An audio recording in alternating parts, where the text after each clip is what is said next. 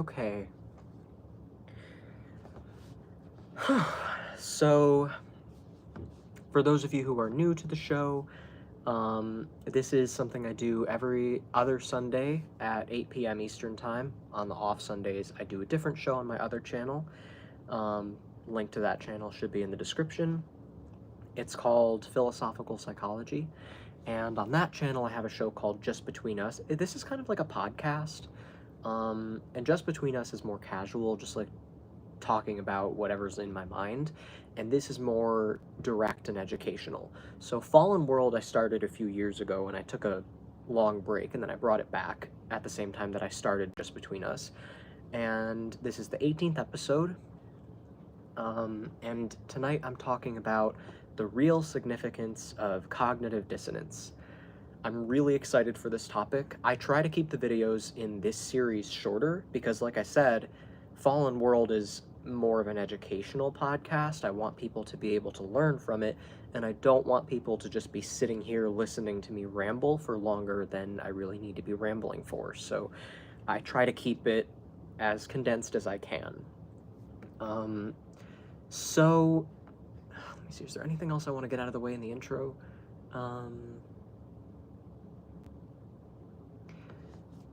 I try to pick the topics based on whatever feels the most relevant, and I hope that, by doing it in that way, that it's kind of intuitive and that it'll connect with people who kind of needed to hear it. So if even just like two people are, feeling like they're listening to this at the exact right time, it's just what they needed to hear, it was worth doing. Besides, I enjoy doing it either way. So I'm one person, It's cathartic to be able to talk about my thoughts and just put them out there, to feel like I was able to articulate something significant going on in my head. Just realized I used the same word that's in the title. So let's just get right into it. So I want to break this down into three things. I'm going to first just explain what cognitive dissonance is. Then I'm going to explain what you can do about it, how you can handle it and can, get a handle on it, how you can recognize it when it's happening. And then I want to explain how you might see it play out in the world, just some examples, like political and otherwise, of how cognitive dissonance plays into our everyday lives and the things that we experience in the world. So I also want to touch on a couple other, when I get into politics, I want to touch a little bit on deprogramming and just some toxic systems of thinking that are in place. I'm not going to get into that yet. I'm waiting until I wrap up the cognitive dissonance aspect. But I just wanted to include that, and I put a link in the description. There's two videos that I wanted you to check out. One of them is one that I just watched before making this, and another is one that I watched whenever it came out. It was a live stream. They're from two different people, but I highly recommend checking them both out. They're very smart. One of them is a licensed therapist or psychologist. So, anyway, what is cognitive dissonance? So if this is, most people have heard of it, but if you haven't even heard of cognitive dissonance, I'm just going to give you a very brief explanation. Basically, it's the discomfort that you feel when your beliefs do not match your behavior, or if you have two incompatible beliefs at the same time. Like, you believe that eating ice cream is bad, but you also believe that eating ice cream is healthy or something, or that I don't know, just two things that you can't believe both of them at the same time. And there are a lot of people who do believe incompatible things at the same time, and they don't want to face that reality. And where it plays out more often is just when you aren't really matching your values and beliefs with your actions and your behavior. So, this is the opposite of integrity. Integrity is when you are actually actively making sure that your behavior matches your beliefs. And, I think morality and the idea of a conscience comes into play here, but as kind of a secondary thing.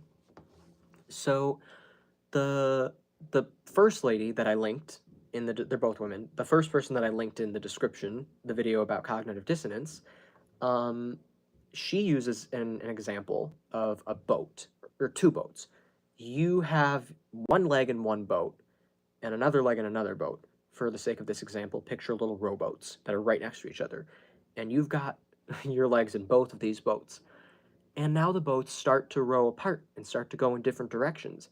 And you're standing there with your legs basically doing the splits, and you're feeling really uncomfortable.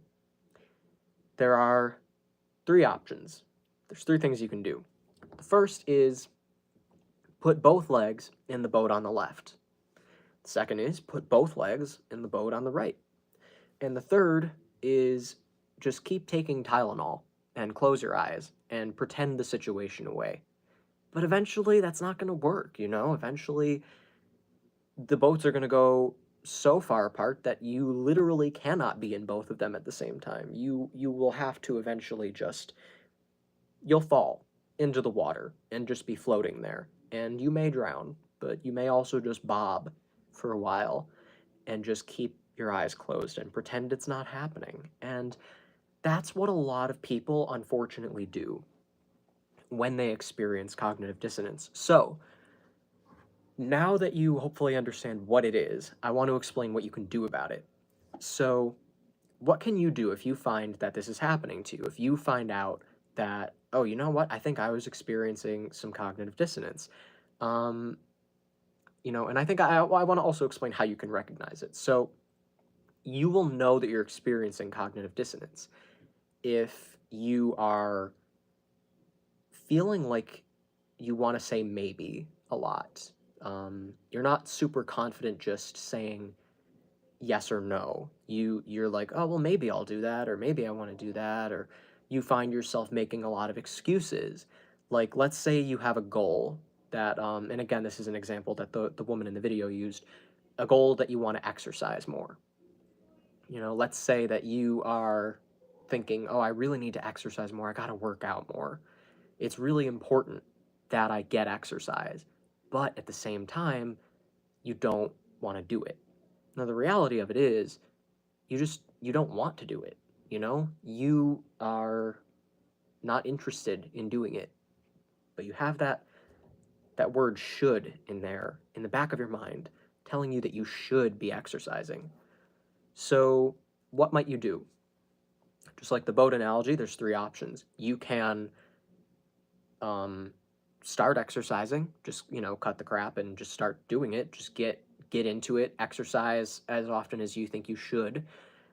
Or you can say, you know what, maybe I don't need to exercise. Maybe I'm fine without it. Maybe I'm not unhealthy. Maybe I'm actually taking perfect care of myself and I'm fine anyway. Maybe it doesn't matter. Maybe it's not even about weight. Maybe I just am fine just as I am, and that's okay.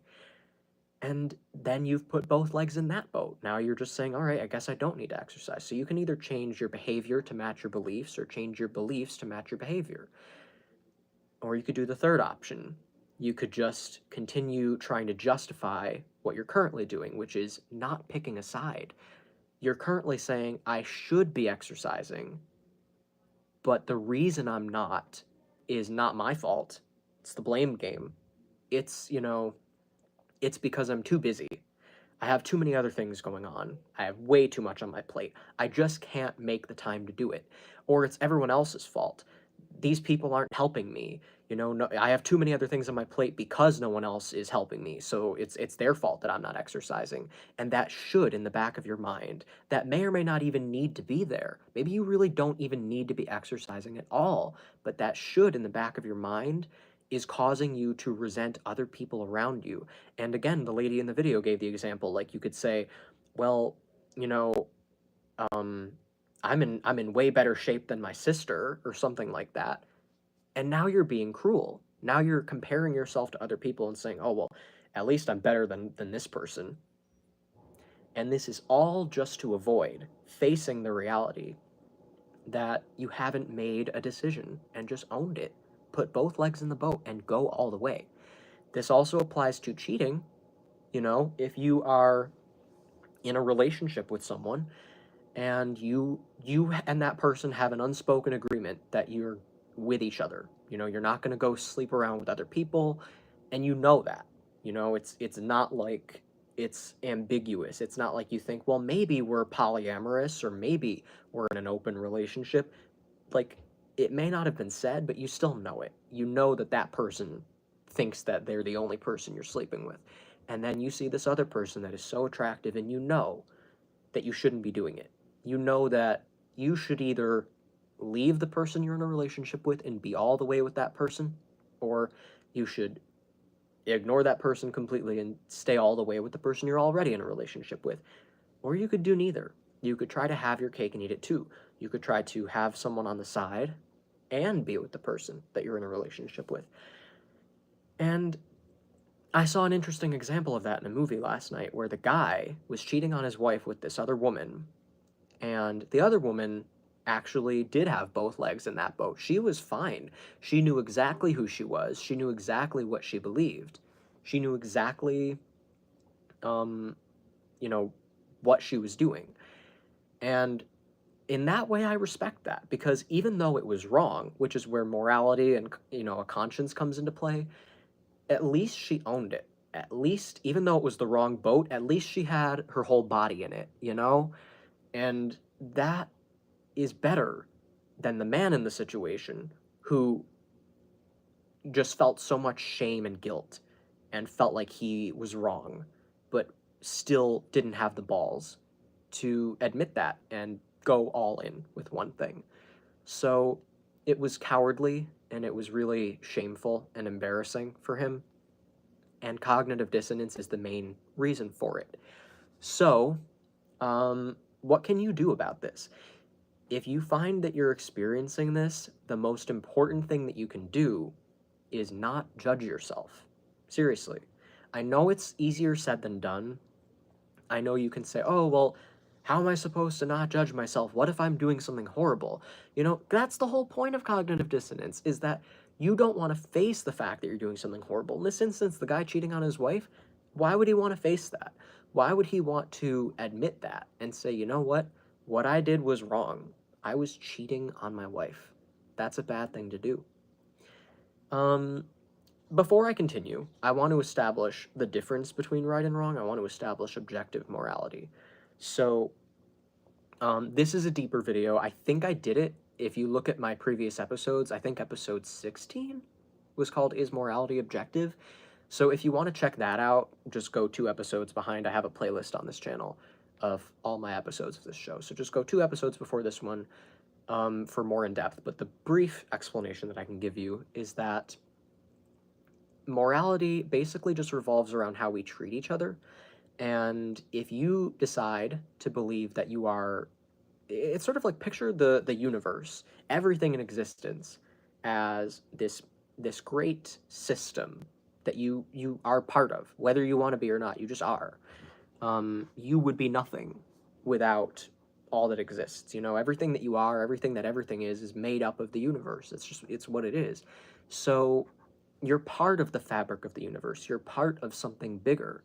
It's something bigger than you, and it's an honor to be part of that. And you actually feel better when you think in a more collective sense. You don't think in terms of your lifetime, like, well, I was born and then I'm gonna die.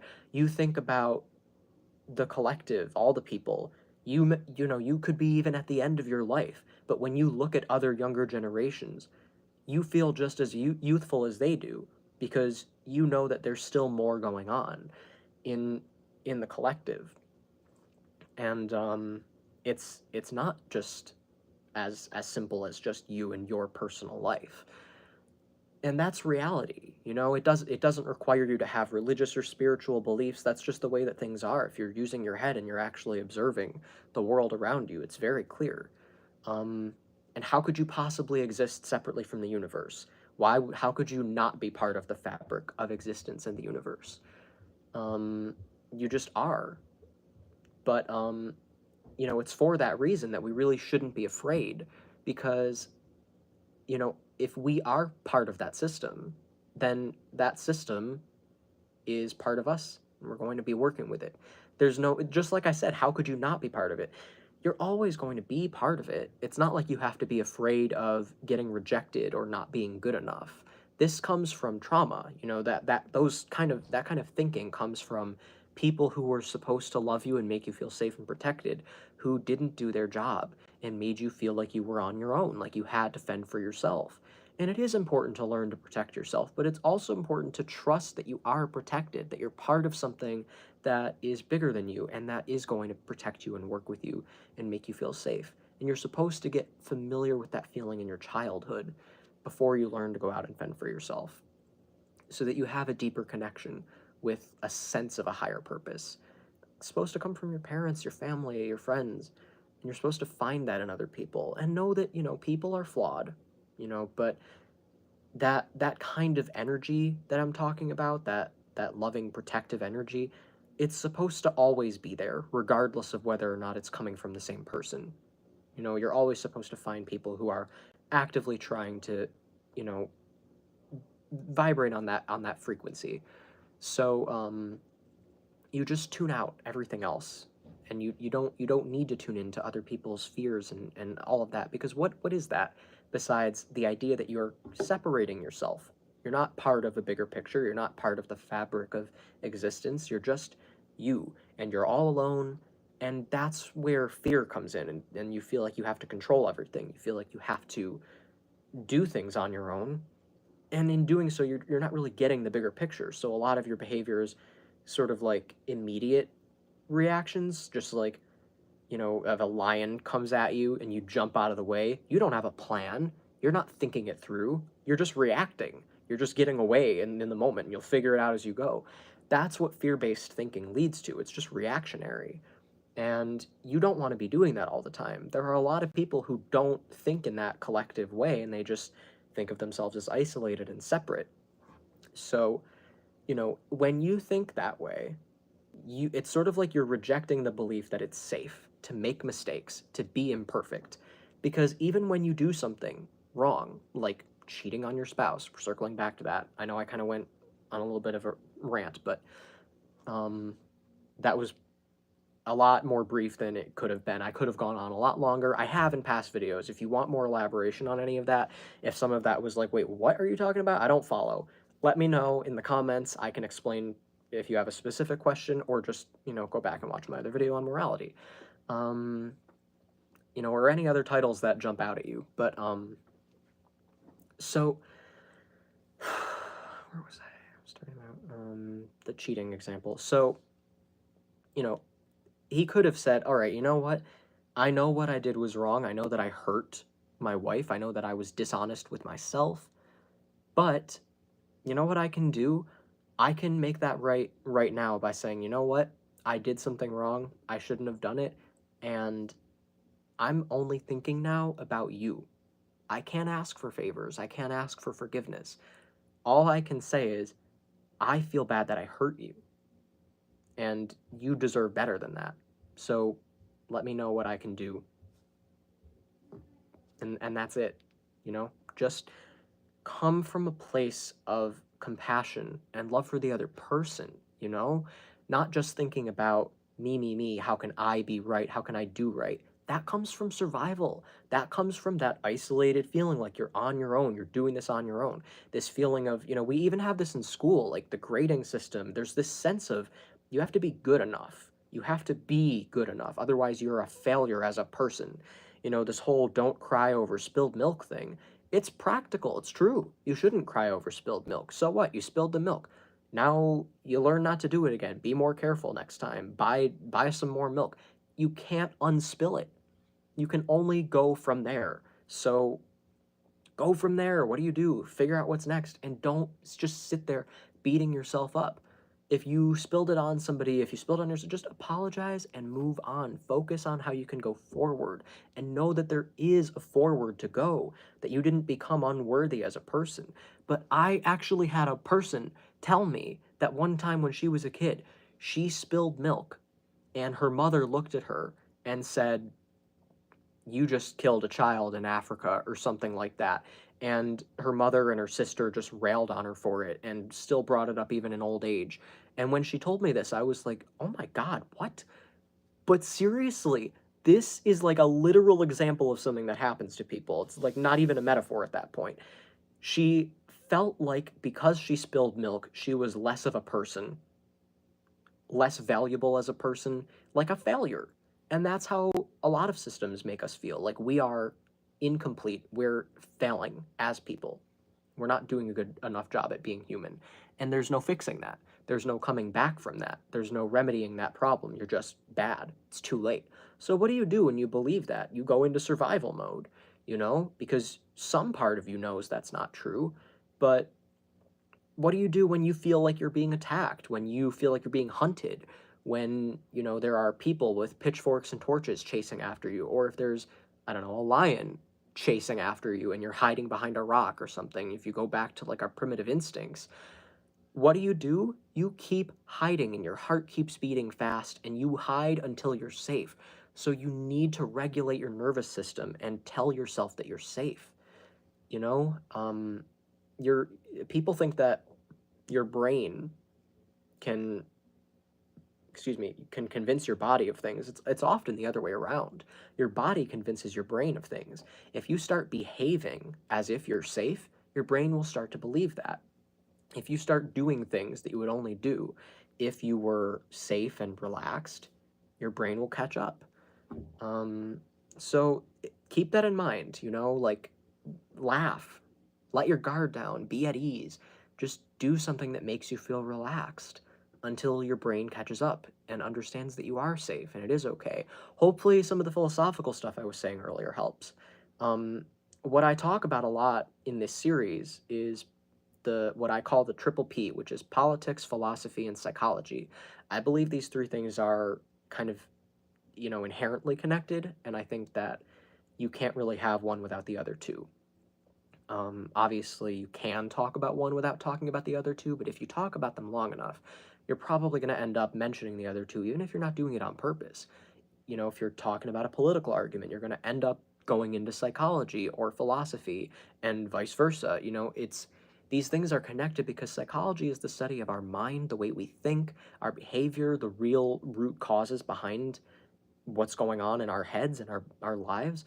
Philosophy is a bigger picture, very zoomed out. It's thinking about the existence of nature. It's why are we here? What are we? What is all of this? And politics is how do we get along with each other? What policies should we have? What should and shouldn't be allowed? And all of these things are equally important, and that's why I try to talk about all of them equally. I think that when you look at someone who's only talking about psychology or only talking about philosophy or only talking about politics, they're not doing themselves any favors. You have to include these other topics, and you probably are, even if you're not doing it consciously. It's impossible. These things just come up on their own.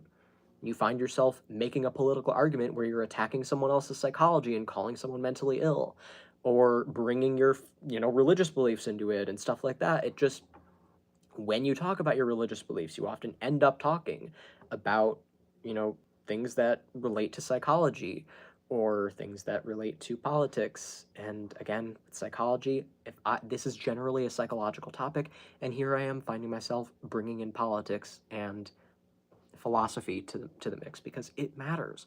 You can't discount it. And I don't believe people should just say, oh, well, we'll just let you have your religion and not, make sure that you're examining it carefully, because that's not healthy either. There are some unhealthy belief systems out there. There are cults out there. And if you were a therapist and you found out that your client was, I don't know, what's a good example? Your client was like obsessed with Jim Jones, right? There's like a good example of a cult leader who's like actually known as a cult leader. If you found out that your client was obsessed with Jim Jones, isn't he the guy that made everybody drink Kool-Aid and kill themselves? Pretty sure I got the name right there. Um, and if I got the name wrong, that's who I'm talking about either way. So whatever that guy's name was, but I'm pretty sure I'm right about this.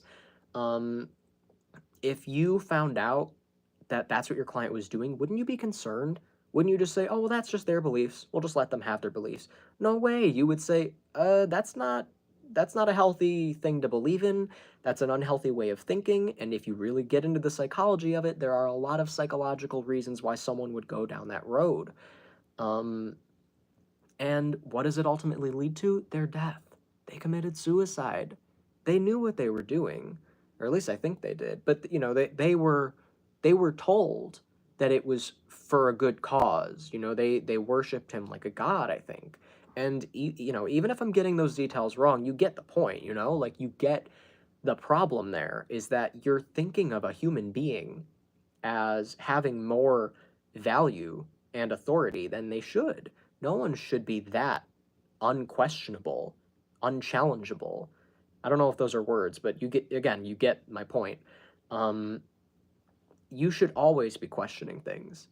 Um, you know, again, the same movie that I watched, there was a situation where people were trying to say, um, you know, well, there's like two political sides in this movie, and one was saying, just trust us. They're liars. They're trying to make you be afraid, and they're trying to make you question everything and just cause panic, and they're virtue signaling. But you can trust us. We're telling you the truth. We know what we're doing. But the other people, all they were saying is, really, trust yourself. See it with your own eyes. Trust yourself. And trust the scientific method and science and logic. Trust yourself, though, most importantly. How is that a bad thing? Clearly, when you look at that situation, there is one side that's trying to manipulate and brainwash people versus one side that is actually trying to empower people as individuals. Um, and it's pretty clear which is which. But um, you know what I find interesting about that. I don't know why I haven't said the name of the movie. Um, it came out at the end of 2021. It's called Don't Look Up. It's on Netflix. I never heard of it somehow. I don't know why more people weren't talking about this movie when it came out. I probably heard it mentioned, but nope, you know, I didn't. It wasn't like a big movie, like, I don't know, Bird Box or any, you know, the Stranger Things, something on Netflix that, like, you hear about. You can't go on the internet without hearing about it. Everyone's talking about it. For some reason, this wasn't like that, and I feel like it should have been. Because I just randomly came across it last night when I was looking for something to watch, and I was like, holy crap, this movie is really good. Um, so I recommend watching it. It's pretty true to life, a lot of parallels, and it's a good comedy too. Huge, like, all-star cast, which is why I feel like I'm surprised more people weren't talking about it. Just kind of got forgotten about. Like, I feel like maybe people were talking about it when it came out, and then it just got forgotten about. It's very weird. I don't hear anyone talk about it anymore. I don't remember anyone talking about it back then either, but apparently it was happening. I just didn't catch it. Um, that's neither here nor there. Anyway, so where was I? I was giving you solutions for cognitive dissonance. So I broke down what it is, um, how to catch it, and what to do if you catch it. So what to do, use the information I gave you about trusting that you're safe, understanding that it's okay to be imperfect, it's okay to make mistakes, because no matter what, you're still part of the universe. You aren't, you know, you may be standing there with a dinosaur about to bite your head off, right? But you're still, you know, you're still part of the universe. Now, I know that may seem like I'm talking about an afterlife, but um, think of it like this. Even if that does happen, let's say there is no afterlife. Let's say that you just stop existing. Well, then what does it matter anyway? One thing that you know for sure is that as long as you're alive, it does sort of feel like existence has meaning. It doesn't feel like everything's just random and meaningless. We seem to create meaning. We seem to have, you know, find meaning in the way that we treat each other and the relationships that we have, and when we make decisions from a place of love. And why does that make sense? Because love entails connection with everything else. You know, it's the opposite of isolation and thinking nothing else and no one else matters, just your own survival and well being. Love is saying, you know what? These people matter too. I wouldn't want someone to do this to me, so I'm not going to do this to someone else. I'm going to treat people the way I want to be treated. And then I'm going to have actual connections and relationships with them. That's why love is a powerful thing. You hear it all the time. It's a cliche, but it's accurate, you know? It's logic. Why wouldn't it be important or powerful? It's not just romantic or like, it's more like um the way that a mother loves a child, and or the way that friends love each other or siblings. It's any kind of love. It love really just is valuing other people as equal to yourself. That's essentially all it is. It's thinking of other people as just as important as you, just as deserving of everything you want as you are, and just as deserving of a fair shot. And you should apply that to every area. Um, so in that sense, morality is kind of objective. That's why you have a conscience. That your conscience is like that part of you that knows the true value of love, that actually knows your values that aren't a result of trauma or short-sighted thinking, like just get away from the lion and I don't have a plan, but just fear-based reactionary thinking. Um, there is a part of you somewhere inside that has objective morality and knows the difference between right and wrong, and it's there. It's within you. It's innate. It can't be removed from you. Everybody has a conscience, and everyone who does something wrong at one level or another knows they're doing something wrong. um I think it's unfortunate when people put, like, the woman who he was cheating with, when people put both legs in the wrong boat. When you're doing something that is wrong, but you're all in. It's better than not being all in. It's better than being, trying to have your cake and eat it too. At least you're acknowledging that you have to make a choice. It just happened to be the wrong choice. And I'll go back to the exercising example. Let's take a more objective look at this person's situation. The person is, I don't know, anorexic, and thinks that they're really fat and they really need to exercise and lose weight. But actually, if they exercise, it could kill them because they don't have any food. They're not eating. They can't be putting all their energy into exercising. They're not, there's no, food is how you get energy. You have to be eating.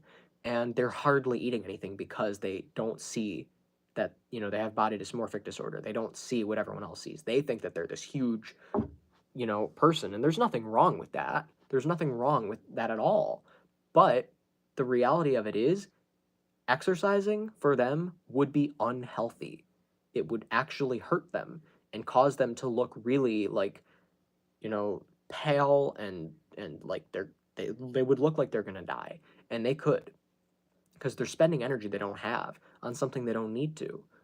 And where does that come from? Trauma. Again, this feeling like you're not good enough, like your value is based on the way other people perceive you or based on your body. This woman in the video that I keep mentioning, Cognitive Dissonance, she said something like, your body is a tool that can be used to put good into the world rather than an ornament that other people can just, I don't know what she said, judge or decide if it's good enough or whatever. You can have fun with your body. You can decorate your body. You can wear makeup and jewelry and everything. You can change your hair. You can do whatever you want. It's your body. But don't do it for other people. Don't do it for validation. Don't do it for attention. You don't need those things. Um, I would recommend going to therapy for codependency issues. That is a huge problem, just in general. But it does kind of relate to this. You want to work on feeling comfortable with yourself. And that does entail acknowledging things that you maybe don't like. Maybe you have to face the fact that you did something that you believe is wrong. And there are two options. Maybe you can figure out, maybe it actually isn't wrong. Maybe my belief that this was wrong was the problem. Or maybe it was wrong and the fact that I did it anyway was the problem. But you can't just live in the cognitive dissonance. You can't just avoid it forever. You have to face it. And in the example of the lady exercising, what she needs to realize as an anorexic is that it's not exercise she needs. It's not that she needs to change her actions to match her beliefs. She needs to change her beliefs to match her actions. It's okay that she's not exercising. Her body is probably trying to tell her that. But instead of facing that reality, she was, being mean and comparing herself to her sister and blaming everybody else, blaming her work and saying, like, oh, well, I just don't have time to exercise, and just, not actually owning, you know what? It's okay. I'm skinny as all hell. Exercising is probably going to kill me. But if she did exercise, at least then she could feel good about herself. It's still the wrong decision for her, but at least she's made a decision, At least she's done something. That's better than doing nothing. I would rather you make the wrong choice than make no choice at all. It's sort of like, people who say that they don't vote, or that they're not political, they don't have an opinion. Um, you just can't do that. In the Don't Look Up movie I watched last night, there was a guy who tried to be neutral. The plot was that there was a comet going to destroy the planet, and some people believed that the government had a plan to take care of it, and the scientists were saying, no, no, no, their plan is not peer reviewed, their plan is very risky and dangerous, and if we let them do it their way, and the only reason they want to do it their way is to try and capitalize off of it and make money from what's on the comet. If we let them do it their way, we're very likely going to die. It's very, very unlikely that what they're doing is going to work. It's not tested. They didn't run it through the proper channels. It's very unsafe. We should just do what we know is guaranteed to work to stop this comet. That is a very clear A or B situation. That's black and white. There's no way to be neutral about that. By being neutral, you're making a decision without making a decision, which is even worse. Because you're not making the educated decision to say, all right, I'm going to trust the government to say that they are taking care of this problem, or I'm going to trust the scientists that the government doesn't know what they're doing and isn't going to be able to take care of this problem. It's one or the other. By choosing, both or neither, what you're choosing is to trust the government. That is the choice you made. You didn't trust the scientists. So stop acting like you can have your cake and eat it too, like you can put your legs in both boats. Doesn't work like that. That's not going to get you anywhere. That is easily like the most hateable type of person, is someone who just will not take a stance. And all they have to do is take a stance. It's not like, oh, well, now I'm a victim. Now you're saying you hate people like me. You're choosing to be that way, and you continue to choose to be that way. Just stop it. Like, it's not like you can act like you're a victim and you were thrown into that circumstance. It's a decision you made and continue to make. Just stop doing that. Pick a side and go with your heart. You know the truth. You know what's right. Don't make decisions based on fear. That's the bottom line. So, you know, regarding like political stuff, I see I've never seen so much cognitive dissonance in someone than I see in conservatives. Right-wing people, every political stance that they make, everything they say blows my mind, because when I actually look into the things that they believe, I hear the things that they say, the arguments that they make, I am just baffled by how inconsistent it is. Because these people, they don't apply these things to all areas of their life. I'll give you some examples. Pro-life people, if they were pro-life and they valued human life and existence, then they would be actively trying to make the world a better place, safer and healthier for humans. They'd be adopting children, they'd be donating money to homeless shelters, trying to support children who don't have homes. They would be putting their time and energy into making the world a better place. They'd be focusing on making the air cleaner and healthier for people to exist in. They'd be trying to demolish toxic systems that encourage people to be treated terribly. They'd be actively trying to make the world a better place. But they're not pro-life, because their care for life stops at the moment of birth. And I know that I've heard them say, we have centers, we have care centers, we have, systems in place to help women who we forced to give birth. We have systems to help them be okay with the fact that we forced them to give birth. And it's like, no, That's not enough. That really isn't, because your focus is still on forcing them to give birth. Your focus should be on making the world a better place. So, oh hi Cheryl. Um, so you're still missing the point there.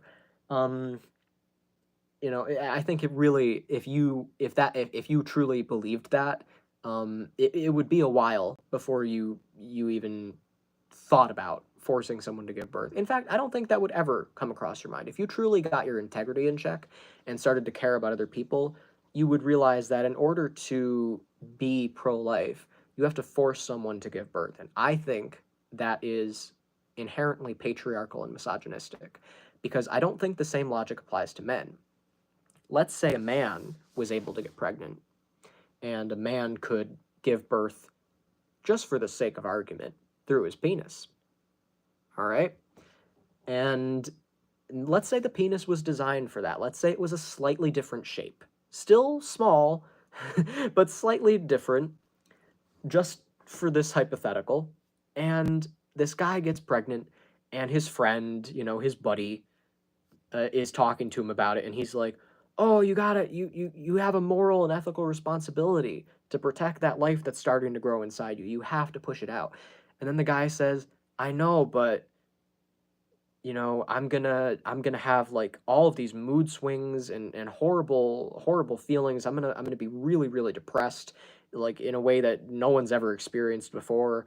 And I'm gonna have like all of this horrible stuff. I'm probably gonna want to kill myself a couple times. My body's gonna go through changes that can't be reversed.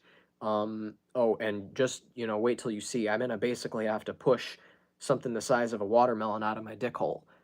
And at that point, the guy would say, "Ugh." And he'd look at himself and he'd think, "Jesus, I wouldn't want to do that." And he would say, "You know what? um, I totally understand, actually, if you don't want to go through with it. That sounds like a nightmare. I can't really imagine myself telling you that it's your responsibility to do that.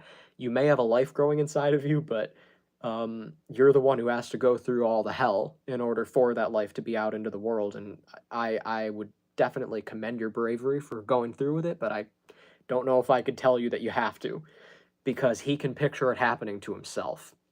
And that's the problem. People feel so comfortable telling women that they have to give birth, that it's their responsibility to give birth, because that's what patriarchy has trained people to think. Even women think this way. Some women, because there are women who are pro-life. And, you know, the reason for this is that they've been trained to think that women are just meant to be subservient to men. That's the system. Women take care of men. It's their duty. It's their moral and ethical responsibility to baby men and take care of men and serve men, while men just get to do whatever they want, pretty much. And women have to go through all of the labor and emotional struggles and basically do the majority of the work for men. Balancing their emotions, like so many things. I could just go on and on and on. The second video that I have, if you look in the description, I have a video that breaks that down. It's called Deprogramming for Women, and it's about understanding all of the complex ways in which the patriarchy has changed the way we view things and about how to deprogram from that thinking. And it is an ongoing process. You're probably never going to be fully done, but you have to be constantly participating in it all day, every day. You can't just casually, occasionally be like, well, and it's men's responsibility too. You have to deprogram from this thinking too. It's not helping you. It's enabling you to be stuck and stagnant. You're not growing, you're not changing, you're not evolving. You're just stuck the same way, being carried around like a little baby instead of, you know, handling yourself and owning your own shit. But the proof of what I was saying about abortion is that men would be in favor of abortion. It would be just as accessible as condoms and erectile dysfunction medication if men were capable of giving birth, because the ghastly experience that giving birth is something men probably can't even imagine, and they're okay with putting women through it because they just have been programmed to think that that's what women are designed for, and women are programmed to think the same thing, and they don't see that aspect of it. They're so focused on the baby inside, they don't see that if the roles were reversed, you might actually care a little bit about the person who's going through the trauma of bringing that baby into the world. That's a person too. that person matters too. So that's the bottom line there. So what's another example of cognitive dissonance with conservatives? Um, for anyone who just tuned in, I've been explaining three things. I started with explaining what is cognitive dissonance, how can you recognize it, and how can you, stop it and, like, handle it, and how does it play out in our world. So that's where I am right now. We're talking about, like, political stuff. Um, so let's see.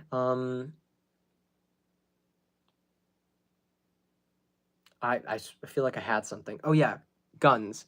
Um, that's another thing that conservatives are really in favor of. They love guns. They're obsessed with guns. Um, and yet they don't seem to understand that they could literally just go to the store and be grabbing a box of cereal off the shelf and hear a little and turn to their left, and before they even have a chance to process what they're looking at, let alone pull out their own gun from their pocket or their purse, their head's blown off. That's how dangerous guns are. They can snipe you out. They can just sneak up on you. They don't need to be close to you.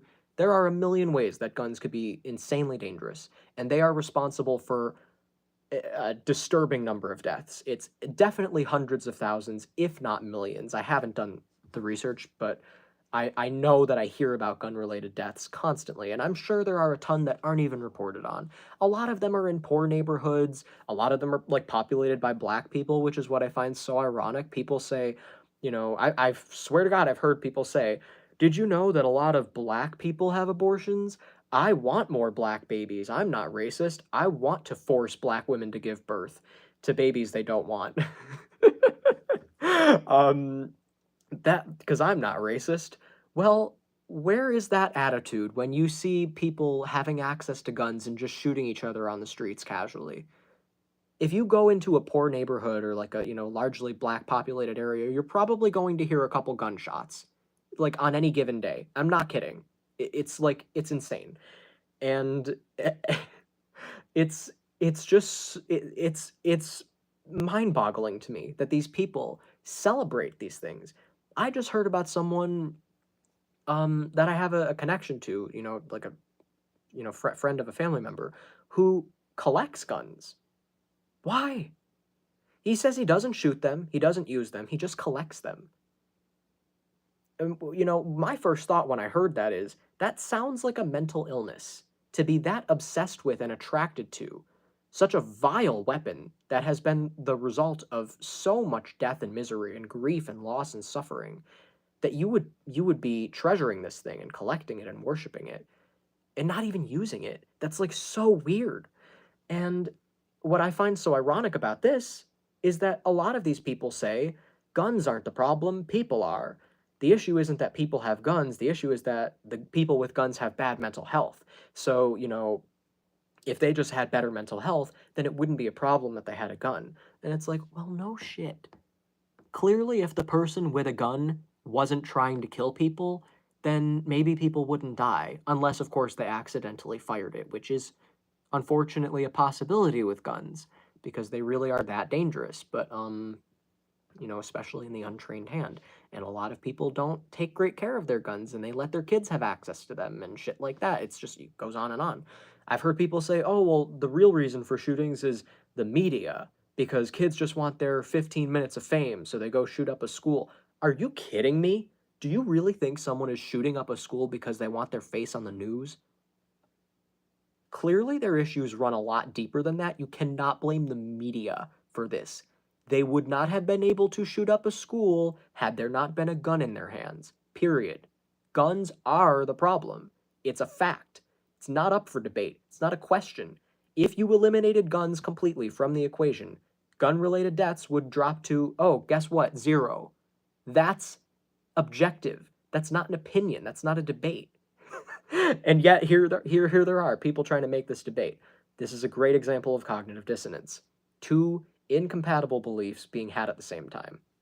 The belief that guns are great and guns make things safer, combined with the reality that you could just be a gun owner and go out in public and just randomly die at the grocery store because you don't do anything to make gun laws safer. And a lot of these people, too, try to act like things are against them. Oh my God, they're trying to take my guns away. They're trying to take my guns away. No, they're not. You people are winning. You've been winning for a long time. Nobody's touching the Second Amendment. You, you're not in danger. No one's trying to take your guns. Unfortunately, no one's trying to take your guns. So what are you even mad about? It's so weird. It's the weirdest thing. I've never seen such an insane stance politically. And these people are like dead serious, you know? I could go on and on and on about this one. I don't want to turn this into a different video. Um, but this is just, you know, to give you some examples, like I said, of how it might play out in real life. Um, but absolutely the issue is mental illness. I cannot imagine how bad your mental health must be if you're obsessed with guns. Why? Just what is it about this destructive weapon that is so interesting to you that you need to have your hands on it? Another good example of cognitive dissonance is, and this just happened to me the other day. Um, I was talking to someone about, some businesses that are corrupt, businesses that are, funding the genocide in Palestine. Another thing that shouldn't really be up for debate. If you do your research on the topic, that is literally what's going on. It is one nation trying to wipe out another nation, an entire class of people. It's rooted in racism, and the goal is to eliminate Palestinians. In fact, I've even heard people who defend Israel, say that Palestinians aren't even real. Like that term didn't even exist at a certain time or whatever. It's like, okay, well, I don't care what you call them. They're people and they're being killed. And you can't say either that their religion, is bad because Israel's religious too. And also, there are children who probably don't even have the slightest understanding of religion, and women who are just trying to protect children. And, these people are just dying. You're killing people who are literally just trying to survive. They're not trying to do anything. They're just trying to survive and protect their land from a nation that invaded their land and views them as expendable. And, I've even heard about, like, before, like, what happened on October 7th, I've even heard about, like, Israel just, having, like, Jewish people move to Israel and they'll just take a Palestinian family and just move them out of their house to move in the Jewish people. They've treated them as expendable for a long time. They've been going through abuse in insane ways. I've heard about a lot about this from my friend. Do your own research. I don't want to sound uneducated. I don't want to sound um, like I'm talking about something I don't understand. But everything in my gut tells me that what I'm saying is based in truth. So I trust what I'm saying enough to tell you to do your own research. I think you'll find the same thing. It's been a really messed up situation for a long time. And what's happening right now, objectively, is that innocent people are being killed. You should not be in support of that. You can't defend that. You can't honestly sit there and say, you know what, it's okay. But there are a lot of religion plays a huge part in it, but there are a lot of financial benefits too, like people who are working with Israel just as like a government, and people who are benefiting financially from working with them. So there's a lot of corruption involved, and that's why there are a lot of businesses who are supporting Israel. There's a lot of people who take this stance, and there's some people who do it out of ignorance. There's some people who think that just because they're Jewish, that they have to support Israel. By the way, I just found out the other day that there are people, not the other day, this was a couple weeks ago, but I found out that there are at least one person who doesn't know that Jewish is an ethnicity instead of just a religion. Like, yes, Jewish is a religion just like Christian. There's Judaism, there's Christianity, there's Islam. You're Muslim, you're Jewish. But Jewish is also an ethnicity. Like, Jewish people have certain physical traits. Like, I don't know, curly hair, or like, slightly different facial shapes, like noses and stuff. Um, there's certain like ethnic features that Jewish people have. It isn't just a religious belief. You can be physically Jewish and have a completely different religious faith. You're not only Jewish if you believe in that religion, and you're not only Jewish if you support Israel. You can be Jewish and not support Israel. But there are some people who don't know that, and who uh, who kind of support Israel for the wrong reasons or out of ignorance. And, I on some level I understand that, but at the same time, you have a responsibility to educate yourself. Like this isn't this is where people are actually dying. And again, like I said earlier, we are all connected. We do kind of have a responsibility to take care of ourselves and take care of each other. So, yeah, you should educate yourself. That's your responsibility for your fellow human beings who are of equal importance to you. Why do you matter more than they do? And would it be different if it were your friends? What if you had friends in Palestine who were being killed? What if your best friend since childhood was like a long distance friend and you didn't live in Palestine, but you talked to them every day and one day they just stopped responding? Wouldn't you feel a little differently? I'm just saying. People say the same thing about Israel, and it's like, yeah, you can feel bad that your friend died, but that doesn't change the fact that the government is still corrupt, you know? But in this situation, we're not talking about a corrupt government. It's not a war. It's not two nations fighting each other. It's one nation fighting a group of helpless people who are just being attacked, no matter where they go or how far they try to run or hide. It's the power dynamic. It's not a war. It's a genocide. It's a wiping out of Palestinians. It's insane that anyone doesn't see it that way. I've heard the arguments and they have no foundation whatsoever. It's just completely based on ignorance or propaganda. Um, again, with ignorance, educate yourself. It's your freaking responsibility. Um, and like I was saying, with like businesses. There are businesses that you probably go to and shop at that support these messed up things. A lot of people know about like Chick-fil-A, the CEO sending money to support conversion therapy camps. Why would you want to give your money to a business that is actively trying to fund something that is designed to hurt an entire type of person? Conversion therapy, it's not a matter of opinion, it is abuse. It's abuse to put someone through that. There is absolutely no evidence that homosexuality can be changed. There's no evidence whatsoever that being gay is harmful, dangerous, unnatural, or immoral. And yet there is a ton of evidence to the contrary. There's a ton of evidence that gay people are kinder, more empathetic, more intelligent, kind of more like women, even lesbians. It's like because they're a minority and being mistreated makes you have a greater sense of empathy for other people who are mistreated because you know what it's like to get the shit end of the stick. So, there's also a ton of evidence that they contribute, they're in nature. You see gay animals and they have a purpose, they have a role, just like anything has a role. A spider has a role, it eats other animals. That you would say, well, that's terrible. The spider is killing something. And it's like, yeah, but it's eating, it's getting a dinner, and it's depopulating a lot of insects. So imagine how the world would just be overrun by insects if there weren't spiders. Same with gay people. Like, they're not continuing to produce, and they're not doing it out of a conscious decision. They're not saying, I'm choosing not to reproduce. It's just the way that their biology is set up. The same way that a spider is just designed to want to eat insects. Gay people are just designed to be attracted to someone they can't physically reproduce with. That's all that it is. It's not that deep. It's not that big of a deal. It's definitely not harmful or dangerous, in and of itself, anyway. Um, and there's no evidence that it can be changed. None whatsoever. In fact, again, a ton of evidence to the contrary. There are people who have even been a big part of the conversion therapy movement who spoke out years later and said, I said that my attraction to the same sex was gone, and that was a lie. I felt like I had to say that because the truth was, I just was brainwashed into believing in that movement.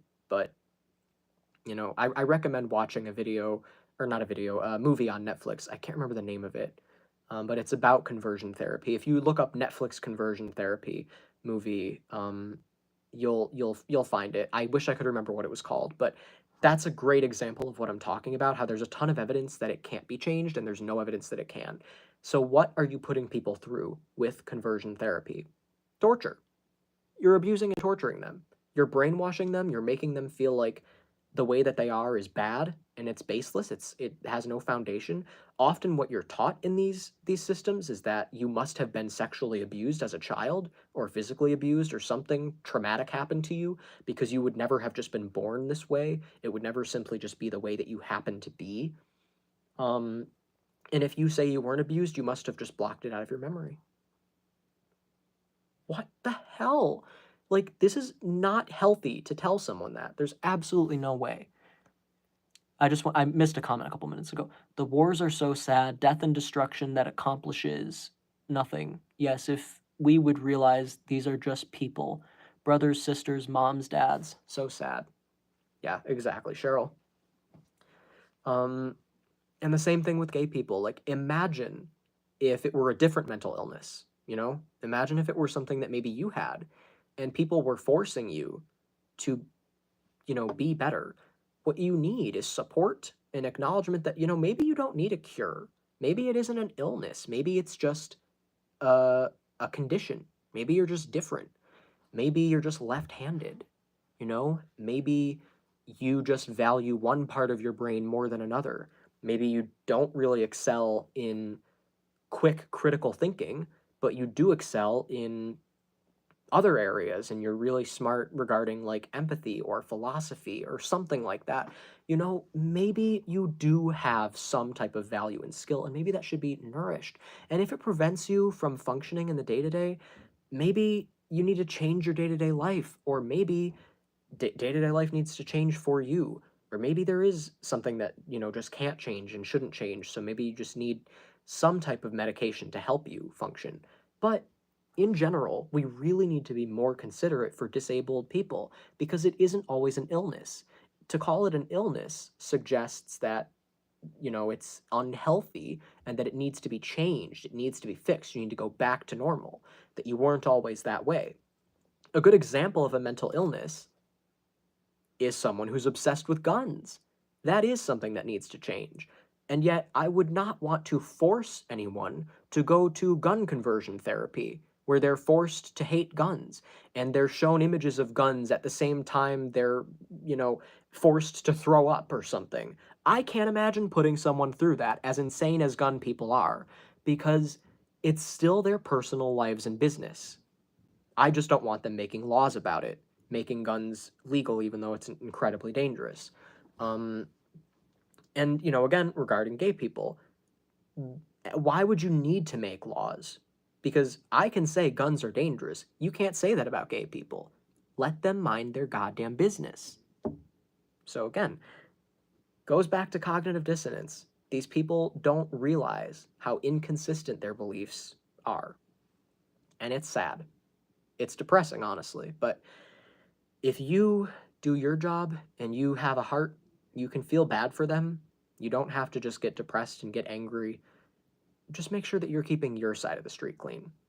In the movie I mentioned, Don't Look Up, um, there was one moment where they felt like it was too late, but they didn't care because they at least knew that they tried, and they felt good about that.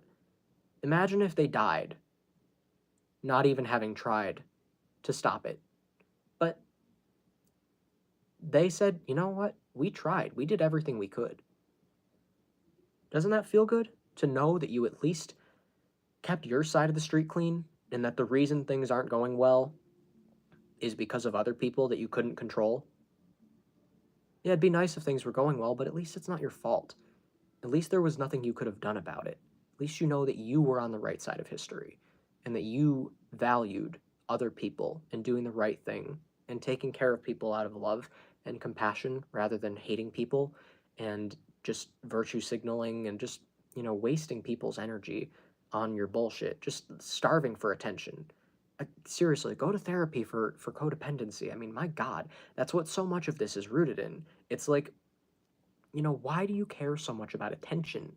It's like a little baby having a temper tantrum. It's insane. Um, but again, we need to be kinder to people who are behaving in an insane way. We need to be kinder to people who are mentally ill or mentally disabled or just differently abled. It's really it's not it's not healthy the way that we talk about them. So again, with cognitive dissonance, the way that they wouldn't be saying these same things about someone who had an actual disability, if someone was born missing their legs, they wouldn't be saying, "Oh my God, we need to force this person to have legs," or just throw them out because it looks like there's no way to make artificial legs that actually work just the same as normal. So we just need to throw the baby out with the bathwater, throw it in a dumpster. It's just a waste. They don't do that to people who are disabled. So why do they do it to gay people when their excuse is that gay people are disabled or mentally ill? Inconsistent. So, yeah, I think ultimately there are three areas. And again, if you watch that video, Deprogramming for Women, that I put in the description, there are three areas mainly where we really need to focus on deprogramming from systems of thinking and systems, political systems that are in place that are doing us no favors. And we're going to need to deprogram from them for a long time, generations to come, if we survive, because we could all just kill each other and kill ourselves over the next, 50 years or so, however far in the future it may be. It could happen. I'm not ruling it out, but I don't think it's a guarantee yet. What we need to focus on is deprogramming capitalism, patriarchy, and what was the third thing? Religion. Religion. Because religion, most big mainstream religions, are actually strewn with patriarchy ideologies. And that's serious. Like, if you really look at the way that most religions around the world, the way that religion gets people acting, look at the way that Christians behave, look at the way Muslims behave.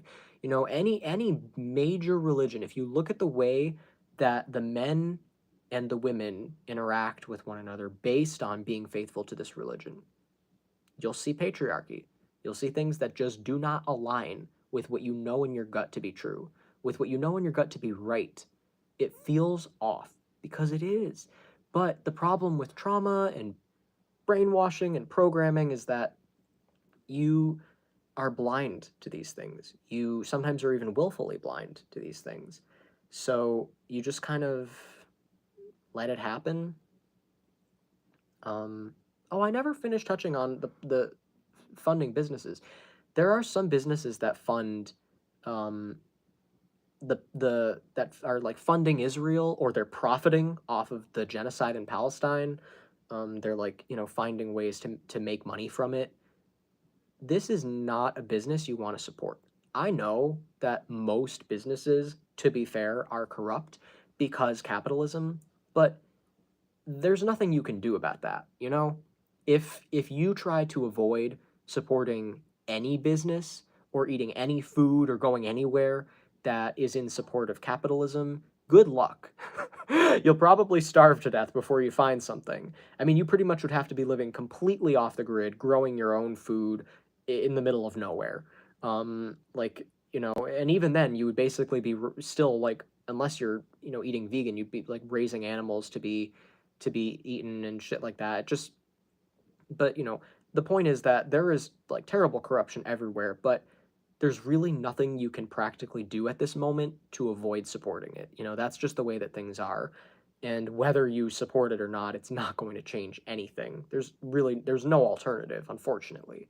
There's veganism, there's other things like that, but that really doesn't even help. Like, there's going to be a downside no matter what. So veganism helps a little bit, just not as much as vegans seem to think it does. People who are vegan act like they're like champions of the world and like have electric cars and stuff like that. People who are trying to make the world a better place, it's like they're really kind of missing the point. Apple is another example. I always see them yammering about, oh, Mother Earth this and environment that, and we're so green. Look how much we're lowering our carbon footprint. You are still like a $1 billion company that is actively making all sorts of products, and you are probably using a lot more natural resources than you should be. So even though you're lowering your carbon footprint, you want to do a little more than lower it. You want to do the opposite. You want to be actively using all of the resources and money at your disposal to fight um, an unhealthy environment. And I think if we call it that instead of climate change or global warming, if we call it an unhealthy, unlivable environment, that is just being polluted, and like if you picture like what happened at the end of the Lorax, like you know, that's not something that anyone would want to support. And that honestly is the direction we're headed in. Eventually, we're going to exhaust all of our resources. We're going to have abused all of these things to the point where we've focused so much on just mass production. Again, capitalism, mass production, helping the billionaires become multi-billionaires and just getting richer and richer. And they arrogantly have the audacity to act like they give a shit about climate change. No, you don't. You're still the same company you were before. You're maybe lessening your carbon footprint, but you should have the opposite of a carbon footprint at this point. You should be filling in other people's carbon footprints. You should be fighting climate change, not just passively trying not to contribute to it, and still not even fully succeeding at that. It's insane that they're so proud to say that. There was a guy in Don't Look Up that I think was directly stab at Tim Cook.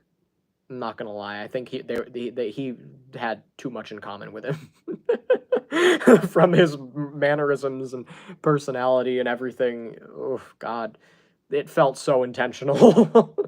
um, but that's what I'm talking about. Like these companies, um, they are constantly trying to act like they're doing something, but they're just not. But what are you gonna do? Like everybody needs a phone, and it's not like any other business is really gonna be any better. Um, so just get an iPhone or go eat at like a fast food place or whatever. But when you know that there are a couple places, not every place. If it were that, like, okay, let's say that every business everywhere was supporting Israel. Obviously, what are you going to do?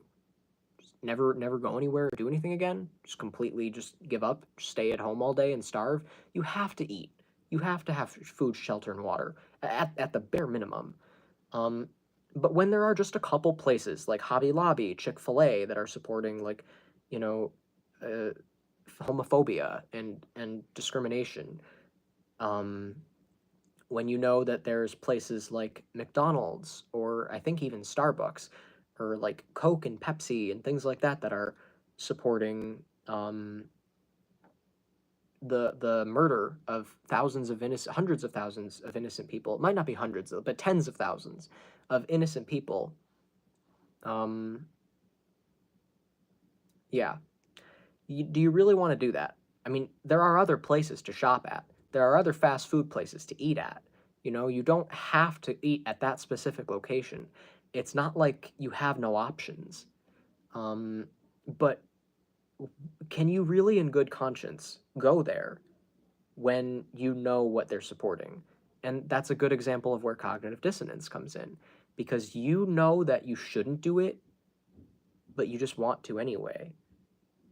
Um, and just I had an experience the other night. This is what made me want to talk about this. I'll spare you the details, but basically something that I was supporting, something that I was like, for years. I just found out that there was a lot of corruption behind it and that it was coming from a really dark and corrupt place, and I felt so creepy. I was like, oh my God, I can't think of it the same way again. I can't look at it the same way again. And it really made me feel sick. And suddenly, I looked back on all of those moments in the past when I overlooked it, because I realized somewhere in my gut, somewhere deep down, I was aware of the corruption. I was aware of the darkness behind it. But I just said to myself, it doesn't matter. It's not that big of a deal. Which is the same logic people use when they willingly, support something like what I've been talking about. I just want that Chick-fil-A burger, whatever. I just want a chicken sandwich. I was doing the same thing. And I just was like, it's not that big of a deal. It's, it's just, it's whatever. But once I really, once the severity, the scale of the darkness hit me, um, I was like, you know what? I can't look at this without feeling sick now. I'm like, this is like, what in the world could like anyone be, say to justify this? And I became really passionate about like, fighting any kind of injustice. And I mean, I already was, but it's just like, there's just always, my point is, there's always going to be a different area of your life where you realize that there may be something that you're feeding that isn't healthy, and you may be trying to justify it, even though part of you knows, you may not necessarily have like the logic, you may not have the proof that the business is corrupt or that there's something dark going on behind the scenes, but you still, once you do have that proof and you still try to ignore it, at that point, the cognitive dissonance grows beyond a small voice in your head, your conscience or your, you know, spirit or whatever trying to tell you, your higher mind trying to tell you about what's going on, trying to warn you of the darkness and the corruption. And now it's just logic. It's even louder, and you still tune it out. So that's the thing. Sometimes maybe you need a minute. I know it's hard to process. I know it's hard to make change, and it is hard to put both legs in one boat. But you can't just pretend forever, because there is right and wrong, like objectively, and it is important that you do the right thing for your own mental health. So this was longer than I wanted it to be, but I feel good about it. I'm very happy with this episode. I hope people watch this. I don't think anyone will, unfortunately, but I got at least Cheryl and Aaron tuning in. So thank you so much for tuning in. Check out the videos in the description. The first one is only 15 minutes. The second one is like an hour, but they're both very much worth watching. Very educational, very important, and applicable to your everyday lives, especially that first one. So yeah, this was just a very relevant topic. I felt the need to discuss this today because, like I said, I just had that experience and it kept coming up. If you look at my previous uploads, I've mentioned cognitive dissonance a few times. It was like a theme that just kept coming up, and I was like, you know what? I think this is what I'm supposed to be talking about today. And I feel like this really is, the real significance of it is kind of at the root of most problems in the world. If we can just tackle this and learn to stop trying to have our cake and eat it too. Stop saying maybe. Start just saying no. Like, there was a music video I just saw the other day too, where there was a little moment of dialogue. It's Youngblood. I can't remember the name of the song, but go to it's Youngblud. He's a great singer. If you check out his YouTube channel, click on his newest music video. And there's this one scene where he's running, and this woman comes up to him and she asks him, you're running toward or running from? And he looks at her and he goes, I don't actually know. And she goes, running from then. And he goes, well, what makes you say that? And she says, well, if you were running towards something, wouldn't you know? Wouldn't you be able to tell me what you're running toward? And he said, yeah, I guess that's a good point. So the only alternative is running from something. And that's the interesting thing, is like, this guy was so obviously running from something, but he hadn't even admitted that to himself. He was telling himself that maybe he was running towards something. Maybe he felt cognitive dissonance about the fact that he believed he should be running towards something, but he wasn't. So he wouldn't admit that to himself. He was just running from something, but felt like he was supposed to be running towards something. So he had trouble admitting that he was running from something. That's what cognitive dissonance does to you. It keeps you from reality. It keeps you from admitting the truth about how you really feel. And why might you do that? Fear. isolation. So work on feeling trust and feeling safe. There are a ton of ways to regulate your nervous system. You need help with it. It's a journey, and don't expect it to happen overnight. Don't expect it to happen one day and then you like, or you do it for long enough and then you're fixed and you did it. You'll never be fixed. That's not how healing works. Ebbs and flows. There's going to be times where you feel like you know like you're back at the beginning, but you're not. You're never really back at the beginning as long as you're continuing to have a growth mindset. It's just a new version of the same lesson.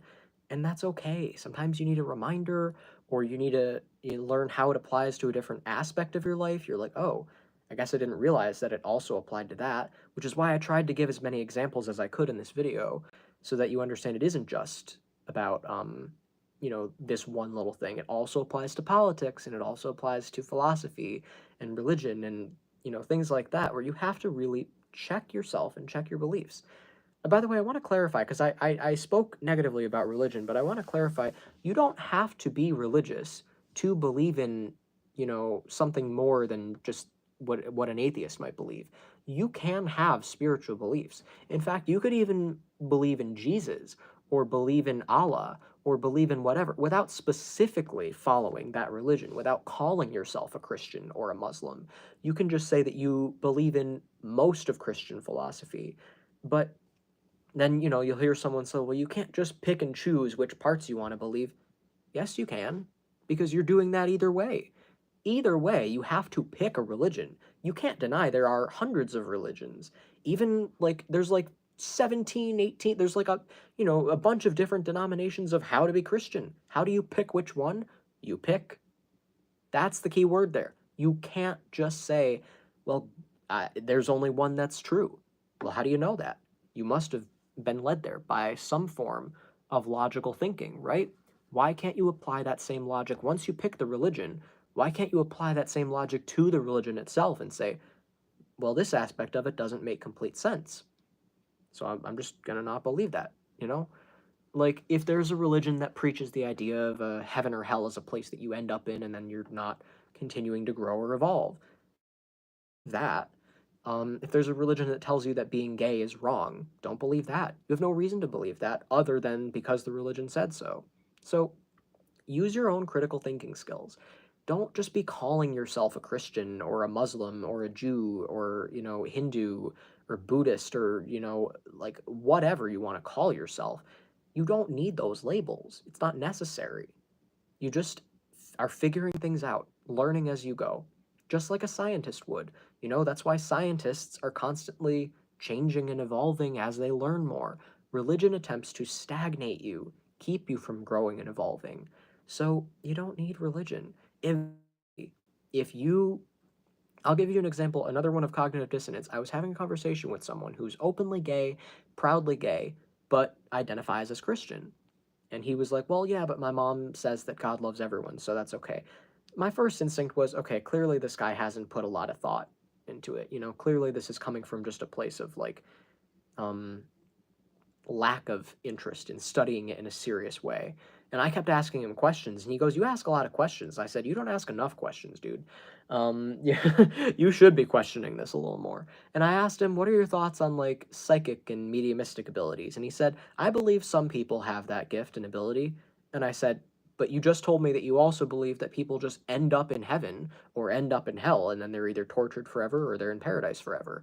So what role does mediumship play in that? How are we communicating with people from heaven? How does that work? And why would that work like that? And he's like, well, I don't know. And I'm like, well, at least you can admit that you don't know. But my point is, eventually you're going to have to realize that you are trying to shoehorn this religion and it just doesn't fit. You're trying to, it's a different shape. You're trying to shoehorn a square into a circle. It's not going to work. And you're eventually going to have to admit that. Now, you can just close your eyes and ignore the parts that don't fit in the circle, but they're there. And I was trying to show him that and, show him that it's okay. Embrace that discomfort. You have to get comfortable being uncomfortable. It's okay to not know something. It's okay to just say, you know what? I actually don't know. That's the first step to learning, is admitting you don't know something. So don't try to shoehorn your beliefs into a specific religion. It's not necessary. It's not going to fit. You know, the truth doesn't fit into Christianity or Islam or Judaism or Hinduism or Buddhism or any of the other religions. You know, I named like the 5 top main ones, I think, but it's not going to fit.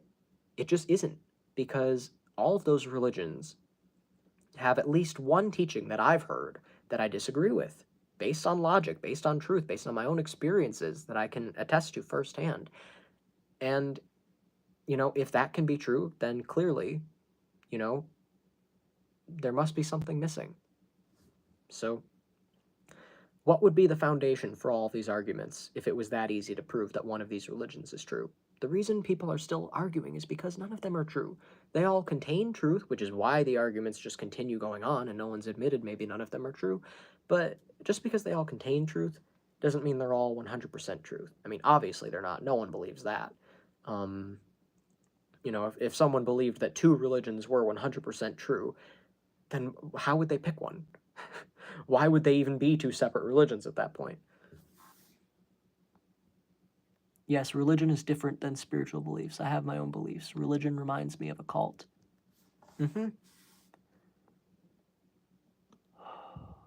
I might be going out with a very nice 81-year-old man. Well, who is he? 81?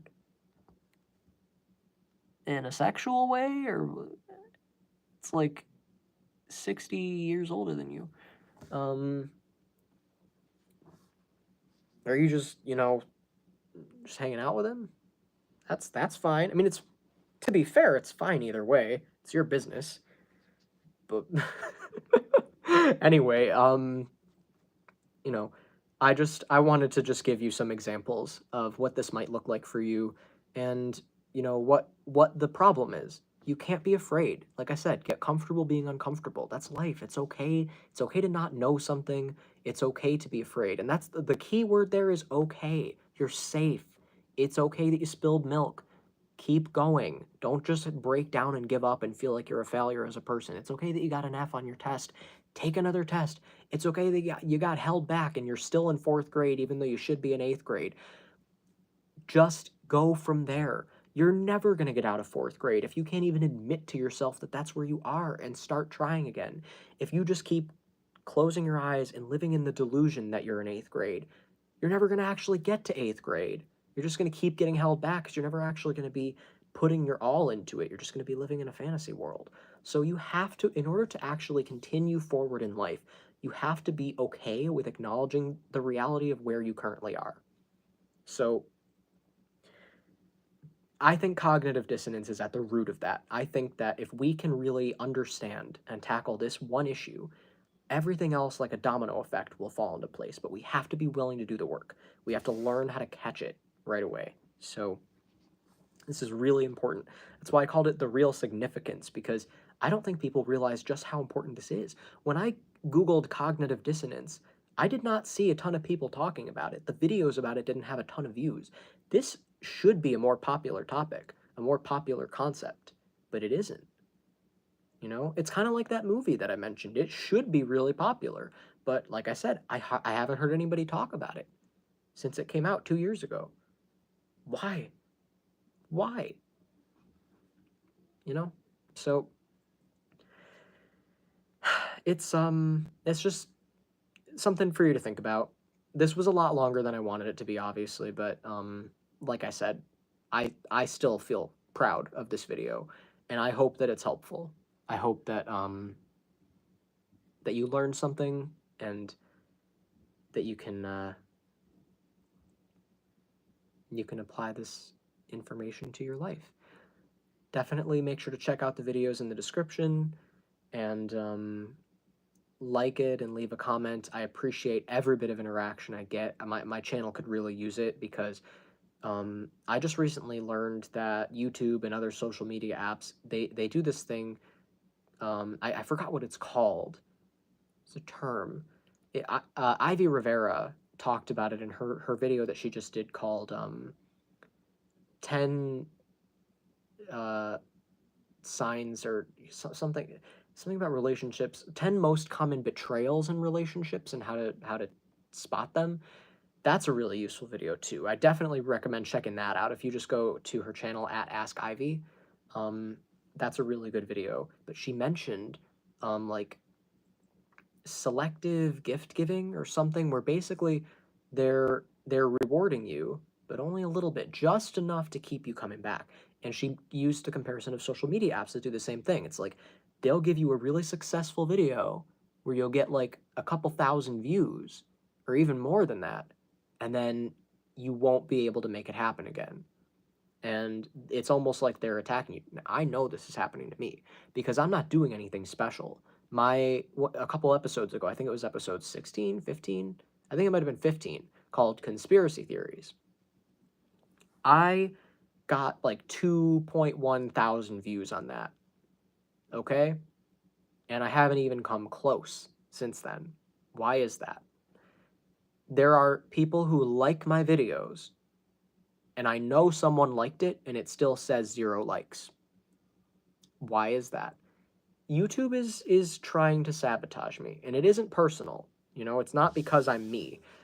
It might be, to be fair. I don't fully understand how the algorithm works. Maybe they don't like what I'm saying, but I think they do it to a lot of people, and it's tragic because it really it messes with my confidence. You know, it's like I make this content because I'm proud of it and I want people to hear it. And to see that no one is watching, to see that no one's liking it or subscribing and no one's interacting, it just feels like no one cares, except like, you know, people who would have been here anyway, regardless of what I was talking about, which makes it feel less significant, you know?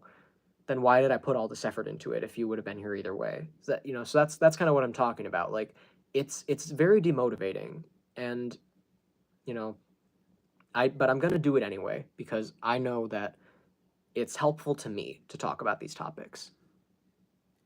Don't give up on your social media. YouTube does try to sabotage many folks. You have great content. Thank you, Cheryl. I appreciate that. Um, like I said, it's helpful to me to talk about this stuff. It's like therapy, even though there's no one else talking back to me. Sometimes I get therapy indirectly, kind of talking to an AI on Instagram. I talk to Meta AI sometimes and just go on rants, sending like paragraphs, and it always sends me paragraphs right back.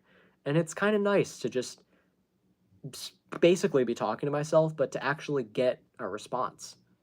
Um, so, you know, I recommend doing that. If you can't afford a therapist, I highly recommend just either talking to yourself or talking to like an AI. You know, Chat GPT is free, I think. If you go on Google, you can just go to a website and talk to Chat GPT. Just talk. You need to start talking and getting your thoughts out there. You can't just keep going and going and going. You have to stop sometimes and reflect. Um, Great therapy. Same here. The talking is great therapy. Yeah, it is. It really like it makes a huge difference to just even hear yourself say it out loud. You're like, "Oh yeah, that's what it is." I never would have thought of that, but apparently I did because you know, I'm not even talking to anybody. Um, I used to talk to myself all the time. I still do, but you know, more often than I talk to myself now.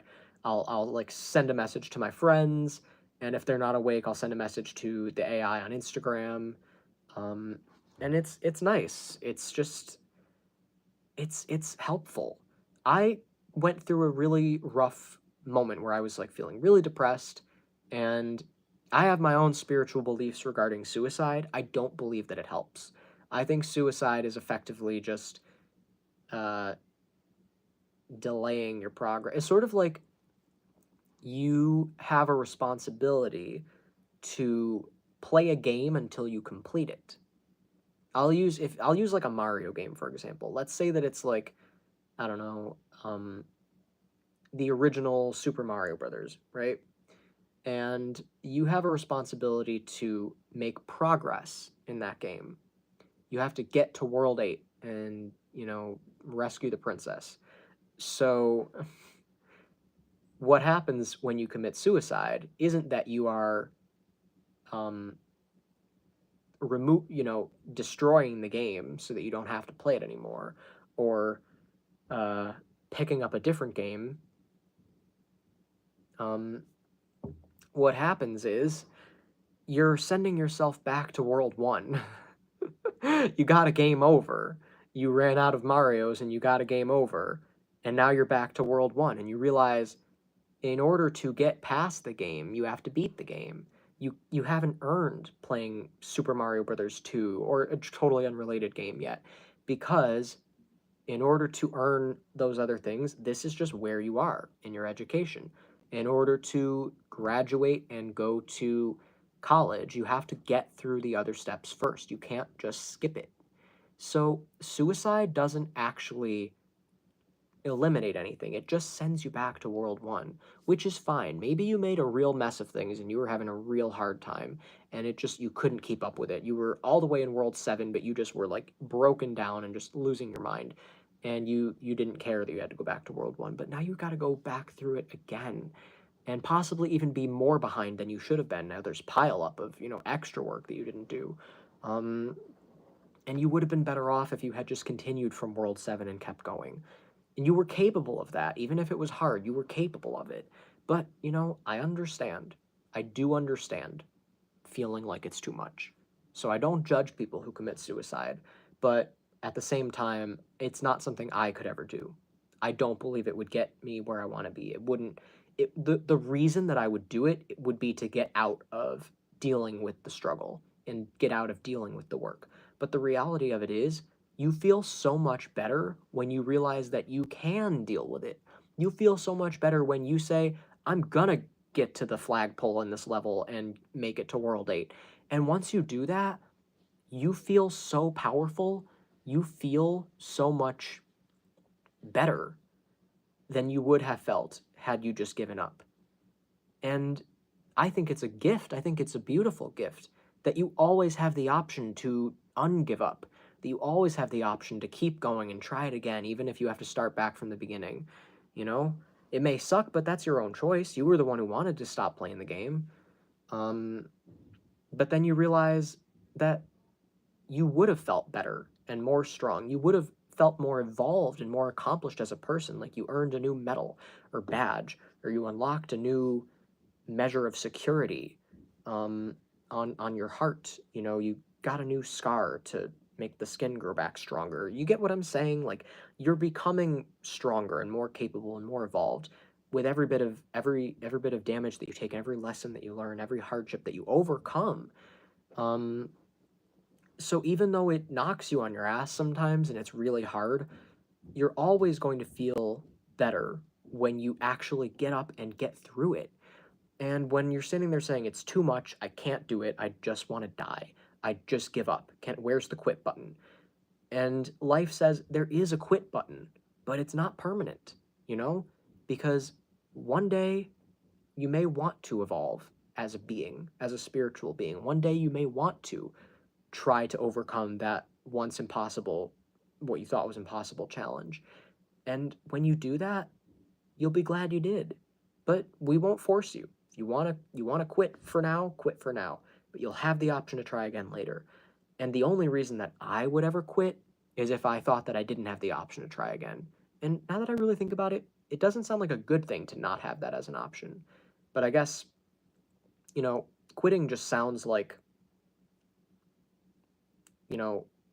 a relief. Like, oh, thank God, I don't have to worry about anything anymore. I don't have to keep trying. But the truth is, you're supported either way. You can, you're not alone. You don't have to feel like you're going at it by yourself and like it's too much for you to handle. It isn't. You can handle it. You got this. It just seems hard, but if you need support, hey, you need a break, you don't have to kill yourself to get that break. You can take a break and still be alive. Just ask for support. Look for the support that's around you. I mean, coming from my own spiritual beliefs, at a bare minimum, everyone has 5 guides and angels that are there to help them in their life at all times. You have a support network of ancestors, guides, angels, God. Everything is there on your side all the time, including other people who are channeling those energies, who are vibrating on those frequencies and trying to support you and give you love and attention. And, you don't have to feel like you're going through it alone, but I understand. I do. And if I really believed that killing yourself meant just completely eliminating yourself from existence permanently, I probably would have done it a long time ago. Because what's the point of existing if one day we're just eventually going to not exist, cease to exist, and it'll be as if we never existed? Then what's the point? It wouldn't be worth all the hardships and trials if it just ultimately means nothing, because everything is random and meaningless and we just die and then it's as if it never happened. Why not just skip to that part if that's where we're headed anyway? So, yeah, if I believed that, I would not be here right now. I'm here because I know that there's more going on than that. I know it's not even a belief. I've seen proof of it. Um, so that's really the only reason I haven't killed myself, is because I know that there's more going on. But I have had hard moments where I've wanted to die. And what I do is I give myself therapy. I talk it out. I say, okay, what are my options? What can I do? This is hard. This is stressful. It would be easier to just quit. But what can I do? What really are my options? And when you stop and you ask that question, there's always an answer. Sometimes you figure it out through logic. Sometimes you get an answer from one of your guides. Sometimes you just feel like you already knew the answer and you just sort of realized it. Your higher mind, you're tapping into that network of information that you have access to. There could be any number of things, but you have to stop and ask. Don't just spiral and go nuts and feel like, I can't do anything, and you just continue looping around and just feeling like you're not getting anywhere. You're just throwing yourself a pity party and feeling like hell. You have to be able to talk yourself through these things. And because your therapist isn't always going to be on the call, you can call like a suicide hotline, but they're not always going to have the right thing to say to you. It's a very personal experience. They're not always going to know exactly what you need to hear. um that's what I'm saying. Like, you have to learn how to do this for yourself. And even with a suicide hotline, who's the one picking up the phone and dialing the number? At one level or another, you have to take responsibility. It has to be you ultimately. So you can't just rely on other people to do your work for you and to just swoop in and save you. That doesn't mean there aren't people who are willing to, if you just ask. If you just show that you want to be saved, that you could use a little help, and that if they try to help you, you'll work with them. So that's all that it is. I know I probably didn't need to take as long to say that as I did. If people would hold on, things improve with time. If people would hold on, things would improve with time. I read that wrong because there wasn't a comma. Um, excuse me. You do feel accomplished when you get through something. You do feel better by not quitting. I agree. Great view on suicide. So glad you didn't give up. I don't want anyone to give up. You are giving great tools for people thinking about giving up. Good job. I hope people see this. Me too, Cheryl. Because, like I said, it's just about, you don't have to have the same beliefs that I do, but you just have to trust that you're not alone. That's really what it comes down to. I saw like an anti-suicide movie that didn't send the right message, in my opinion. The message was that this guy wanted to kill himself because he felt like he ran out of purpose.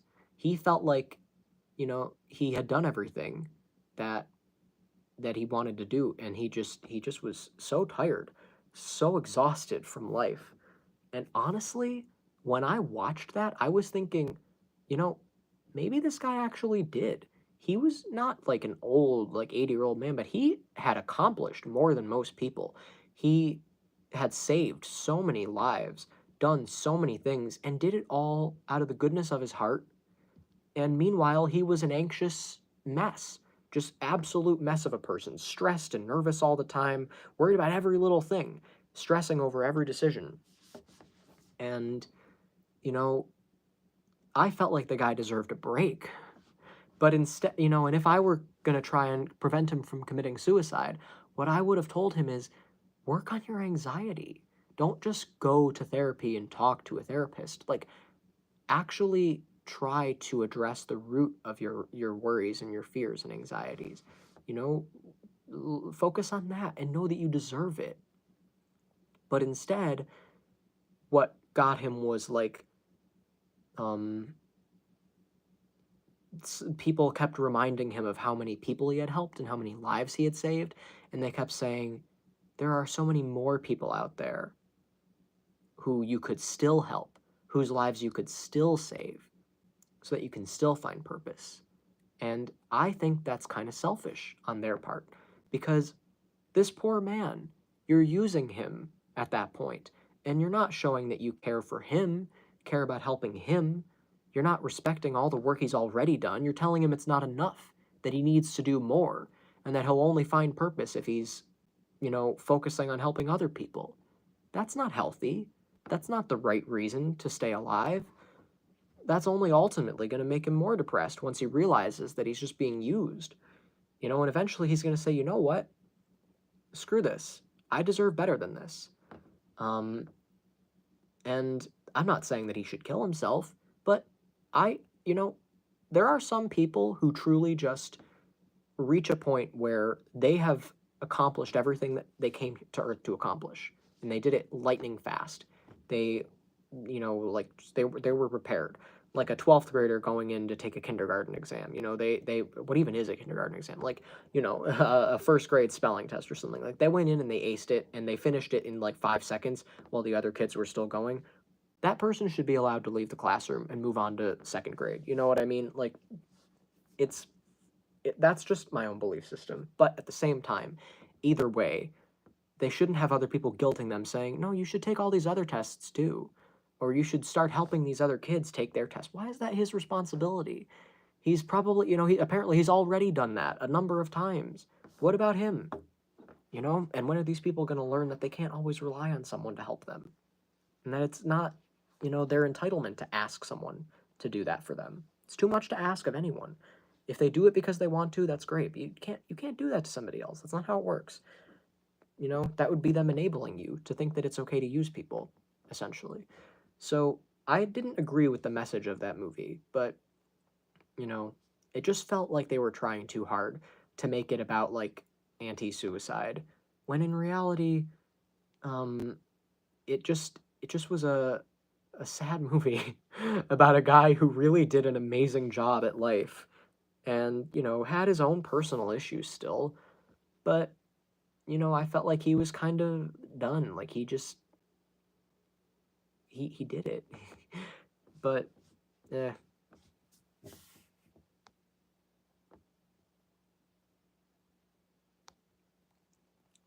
All right. So sorry. I have, me. Well, maybe you don't, but if you're new here, I have trouble wrapping up these live streams because I just keep going. I even assured my grandma, because she's always like, you got to get water. You got to have a drink of water when you're doing these. And I'm like, oh, this one will be quick. It'll be 20 to 30 minutes. And if I was really being honest with myself, I could have probably ended it then, but I had more to say and I just kept going. So I was half right. I definitely cognitive dissonance. I could have just admitted that it was probably going to take a long time. I experienced cognitive dissonance regarding shame of feeling like I'm supposed to be going to sleep at a certain time. I'm going to be honest with you. I go to sleep at 5 in the morning, generally. That's like my ideal bedtime. And I constantly tell myself that I'm going to bed at 2 in the morning, and that's my ideal bedtime. It's not true. It's just not. It never ends up being true. And every time I try to make it true, it only takes a couple days before I'm, awake and the clock turns to 5 in the morning. So, that's just the way that my body is wired. And I would be much better off just owning that and admitting it to myself instead of feeling like I should be going to sleep earlier. Um, it's not like I can't function. There are days when I need to wake up earlier, and on those days I'll just be really tired and then I'll take a nap later. It is what it is. But I can't pretend that that isn't my internal bedtime when my body wants to go to sleep. I can't pretend that I'm not going to want to talk for an hour and 49 minutes when I go live. and feeling like, well, I should just be making a half-hour video. Yeah, maybe I should, but I had more to say than that. So it's not hypocritical either, because I watch videos this long. The second video in the description is like an hour and a half, you know? And I watched the whole thing. I couldn't turn it off. I love listening to Ivy. She's so smart. Um, so, hopefully you guys feel the same way listening to me. Um, but I should have just been honest with myself and said, you know what, you're right. I am going to go on longer than my goal, and I'm going to need a water. Or alternatively, I could have just been more strict and said, no, I'm going to make this 20 minutes to a half hour, and I will not allow myself to go over that. But instead I did neither. I told myself that I was choosing to not go over, and I went over anyway, and I don't have a water. Cognitive dissonance. So I didn't make a choice. And that is exactly what I'm talking about. At least I can admit that. So hopefully that's the last example I'm going to give you today. Hopefully this was helpful. Hopefully you can try to figure out how you can apply this to your own life and process through the discomfort. Like the other day when I tried telling someone that McDonald's was like on a list of businesses that are, supporting Israel and stuff like that, and he didn't want to hear it. He felt like I was judging him, and I was like, no, it's not about judgment. I'm not judging you. I'm just informing you of something. And, hopefully you can use your heart to make an educated decision and say, I don't actually feel good about doing this. I don't think I can eat at this place and enjoy the taste of the food, knowing that it's tainted by something that is just so fundamentally against what I believe, that I'm basically like, allowing myself to contribute to the deaths of innocent people. That's not something you really want to do. And like I said, I know that technically there's corruption everywhere, but you can't be that picky or you're not going to be able to do anything or go anywhere. Um, so I'm talking just about like really obvious, blatant corruption. Um, if you find out that Bill Cosby is a rapist, how can you ever look at him the same way again? If you find out that your favorite musician is like, I don't know, R. Kelly or something, how can you ever listen to his music again? How can you look at his face or hear his voice? It'll make you sick. It should make you sick unless you're fighting it, unless you're refusing to embrace that discomfort. And you're just like, you know what?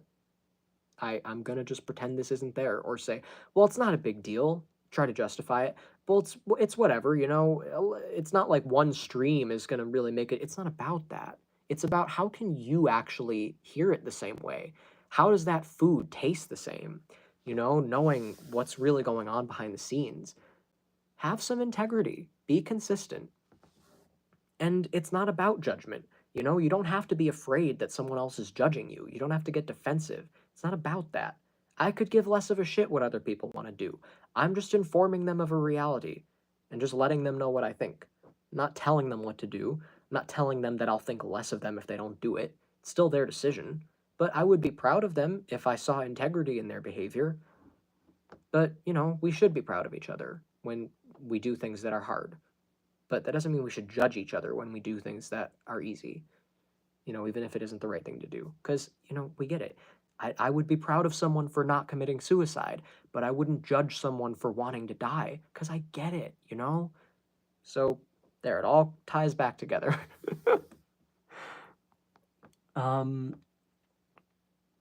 Awesome job. This was really important for you to say. I think people need to hear your thoughts on ending life. I think you approach this in a way you would get through to many people. You approach things in a non-judgmental way. I hope so.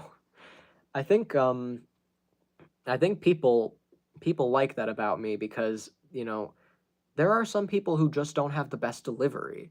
Like I saw some people saying that movie that I loved that I watched last night, they were like, this was too judgmental of conservatives. And I was like, even though I totally agree with everything the movie depicted, and I think it was pretty accurate, I get why you wouldn't want to see that.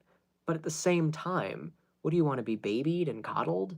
Like, I try to do both. I try to be brutally honest and blunt and not sugarcoat anything, but at the same time, I try to be a little bit more gentle in my delivery because I know that, people aren't going to want to listen to me if I make it sound like I'm judging them or hating them. That's not productive because what's that going to do? It's just going to feed into their internalized fear that it's possible for them to just be fundamentally flawed and wrong and bad and disposable. I don't want anyone to view themselves as disposable. I don't care who you are. I don't care what you've done. I don't care if you think you're the worst person in the world. I don't care if you think you're the best person in the world, but you've done horrible, horrible things. No one is disposable, and everyone deserves, just like the video game analogy, you're not just going to stop existing, you're going to exist either way. So no one should be viewed as disposable, but at the same time, you still need to be held accountable. You still need to experience the consequences of your actions. You still need to get splashed in the face when you throw a giant rock in the water, But at the same time, that doesn't mean that because you got splashed in the face, you should just go kill yourself. You're just a waste of a human. No, you got splashed in the face. Now don't do it again. And if you keep doing it again, you'll keep getting splashed in the face, or someone will eventually say, hey man, knock it off. You're driving me nuts. The sound is annoying me, or someone will try to take your rock away, or whatever. Um, Eventually other people will try to stop you. But only because you're now affecting them negatively. And hopefully that brings your heart out. Hopefully then you say, you know what? I don't want to hurt you. You didn't do anything. Or maybe you take it out on them and you get angry and you become a violent, dangerous person, in which case you should probably be kept somewhere away from other people until you can, prove to psychologists and, people who are intelligent in studying this kind of thing. I think in the video in the description, the top video about cognitive dissonance, I think she mentions someone whose job it is to determine if someone is ready to get out of prison. And how they determine that is if it looks like they feel guilty about what they did, or if they feel like what they did was justified. They use cognitive dissonance as a way to determine if the person is actually uh, past the point where they were when they did it, if they've evolved beyond that, or if they're just lying and manipulating and being deceitful or whatever. There's ways to tell, and that's the bottom line. If we actually focused on that and focused on improving that, that could be the whole prison. Like that could be it. It's not stay there for 5 years and I don't give a shit what happens to you when you're there. It's you're not being sentenced for a certain amount of time. You're being sent to a correctional facility to get looked at and treated and helped. And they use, what's the word, infallible, or whatever, basically um, perfected and peer-reviewed methods that definitely work, um, that actually have been given the proper amount of attention and focus in education and science to determine whether or not the person is actually safe to release back into the world, or if they're still dangerous. And in that case, they can't blame anyone else for saying, oh, well, you took my freedom away. No, we didn't take it away. We just reacted to how violent and dangerous you were choosing to be. And you can get out of here if you just, you know, stop doing that. um, and even if the method wasn't perfect, you could just have a parole officer be a little more engaged in that person's life for a while, just like observe their behavior for a little bit. But unfortunately, parole officers are not as helpful as they could be. And it's not their fault, it's the system itself. Prison is not helpful at all. If anything, you need therapy after being in prison. It's just such a mess, at least in the US. There are some prisons in other countries that are like freaking hotel rooms, but the US is a nightmare. Worst mental health country in the world, honestly. I mean, US has absolute horrible mental health. People are incredibly stupid and mentally ill, and like, you just see the deterioration in the way that they think and behave. It's like they're so far removed from reality. Cognitive dissonance is a huge issue in the US. That's the whole problem. So, yeah, it would be nice if we could actually try to determine if someone is ready to be back out into the world or not. And it's their own fault if not.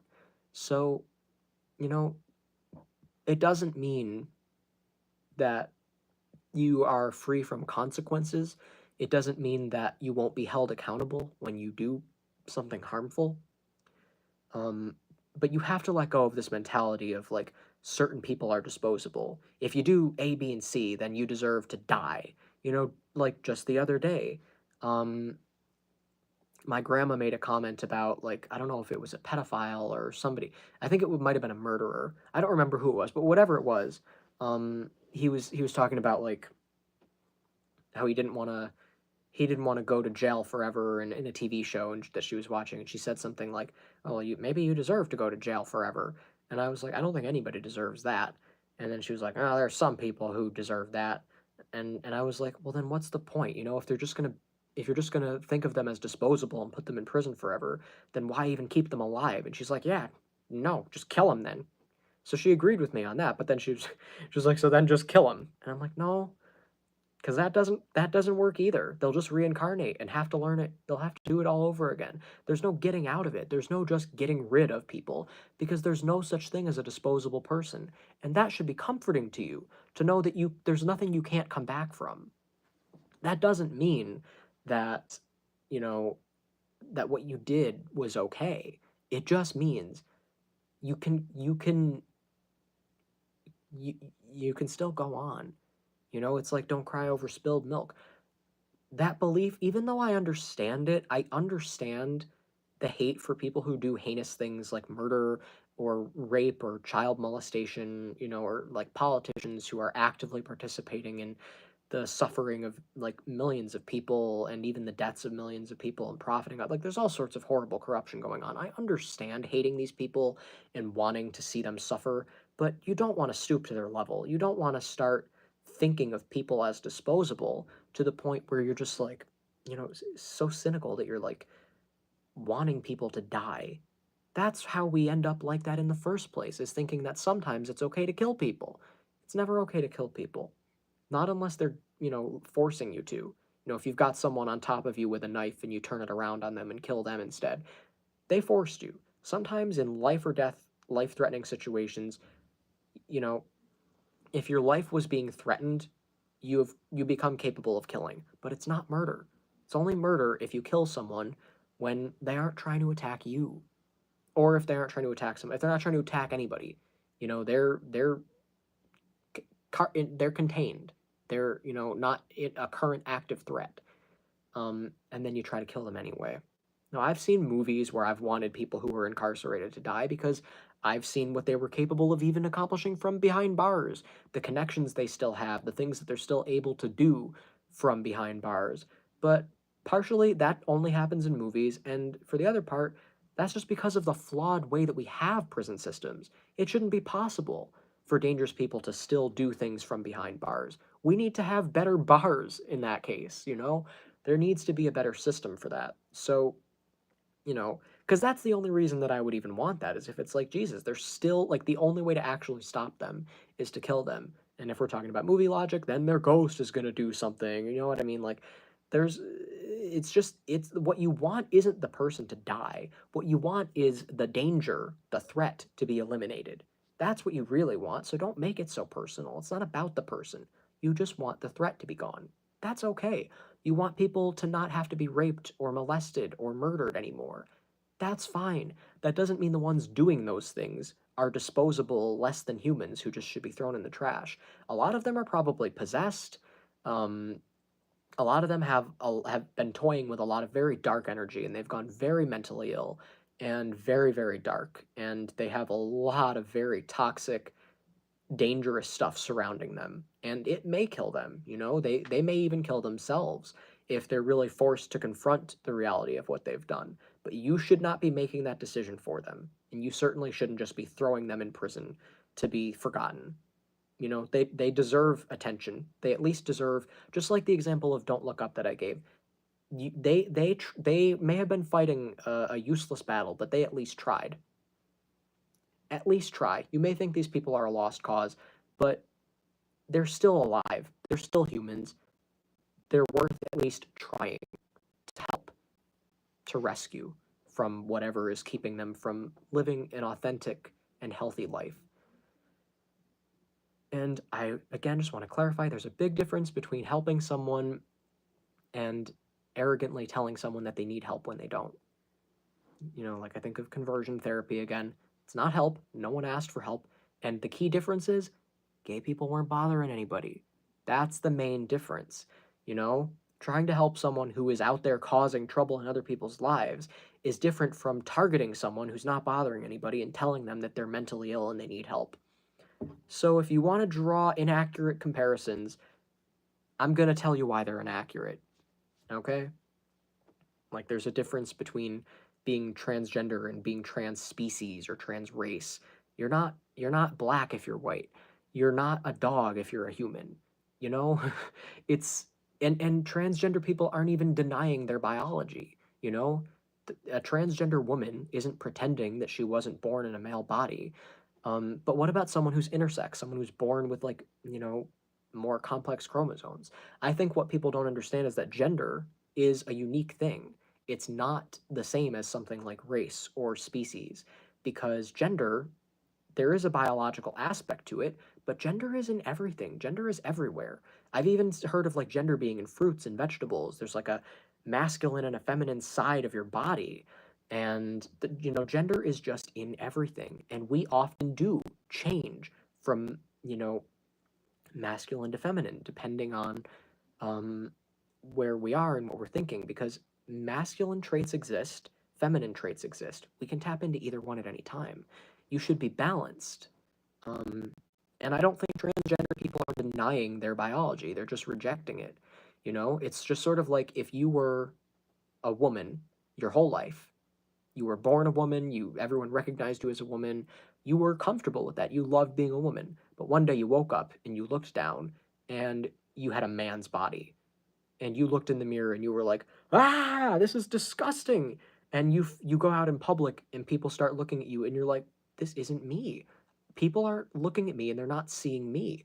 And you say, "It's me." And you say your name and they're like, "What? That's not your name."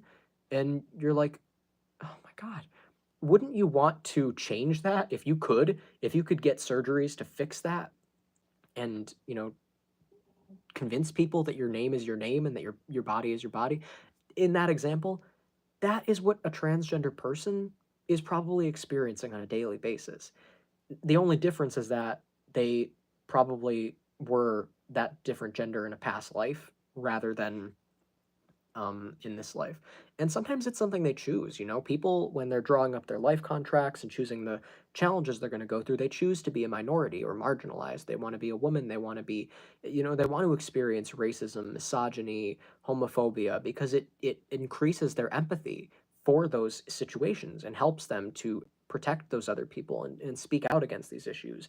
You have to walk the walk to talk the talk. You can't just be, you know, a white person who's never experienced racism teaching a class on racism. It just sounds wrong. It just feels wrong. It feels inauthentic, And if you're teaching a class on racism, especially to a bunch of people who have experienced racism, again, it's going to feel very, very wrong. So, you know, that's what it is. It's about it. I'm not saying that, people who haven't experienced these things can't be educated on them, but um, from a personal, regarding other people, they can still say true things. Anybody can say anything. Um, like black people can be racist against black people. Anybody can say anything, but in order for it to really carry some weight, it is going to mean a lot more if you aren't just regurgitating what you've heard or learned, but you're actually speaking from experience. Experience is the only way that we can truly learn as people. So you're here to learn. That's it. You're here to learn and then teach what you've learned. So it doesn't mean that you can't sometimes teach what you learned from someone else. You can't teach what you've learned from experience. Um, it doesn't mean that a straight person teaching about homophobia is bad. It just means that, you know, in general, in order for you to truly understand it, you have to experience it. So hopefully, someday, these things aren't there to be experienced. Hopefully, someday we evolve past this, and we don't have to worry about it anymore. But right now, these things are issues, and we do have to experience them, and we do have to talk about it. So hopefully this was helpful and increased your empathy and compassion toward other people. Thank you very much for tuning in. I'm sorry this is so long. I really, really appreciate anyone who stuck with me through the whole thing, but I'm gonna go now. I cannot believe this is what, like an hour and 2 hours and 10 minutes, I think. Yeah, I'm sorry. Thank you for watching. I appreciate every like and comment and subscription. And I will see you next week on my other channel. Link is in the description, but you two already know that. Excuse me. And definitely check out the videos in the description. Those are really good. Have a great night. You too, Cheryl.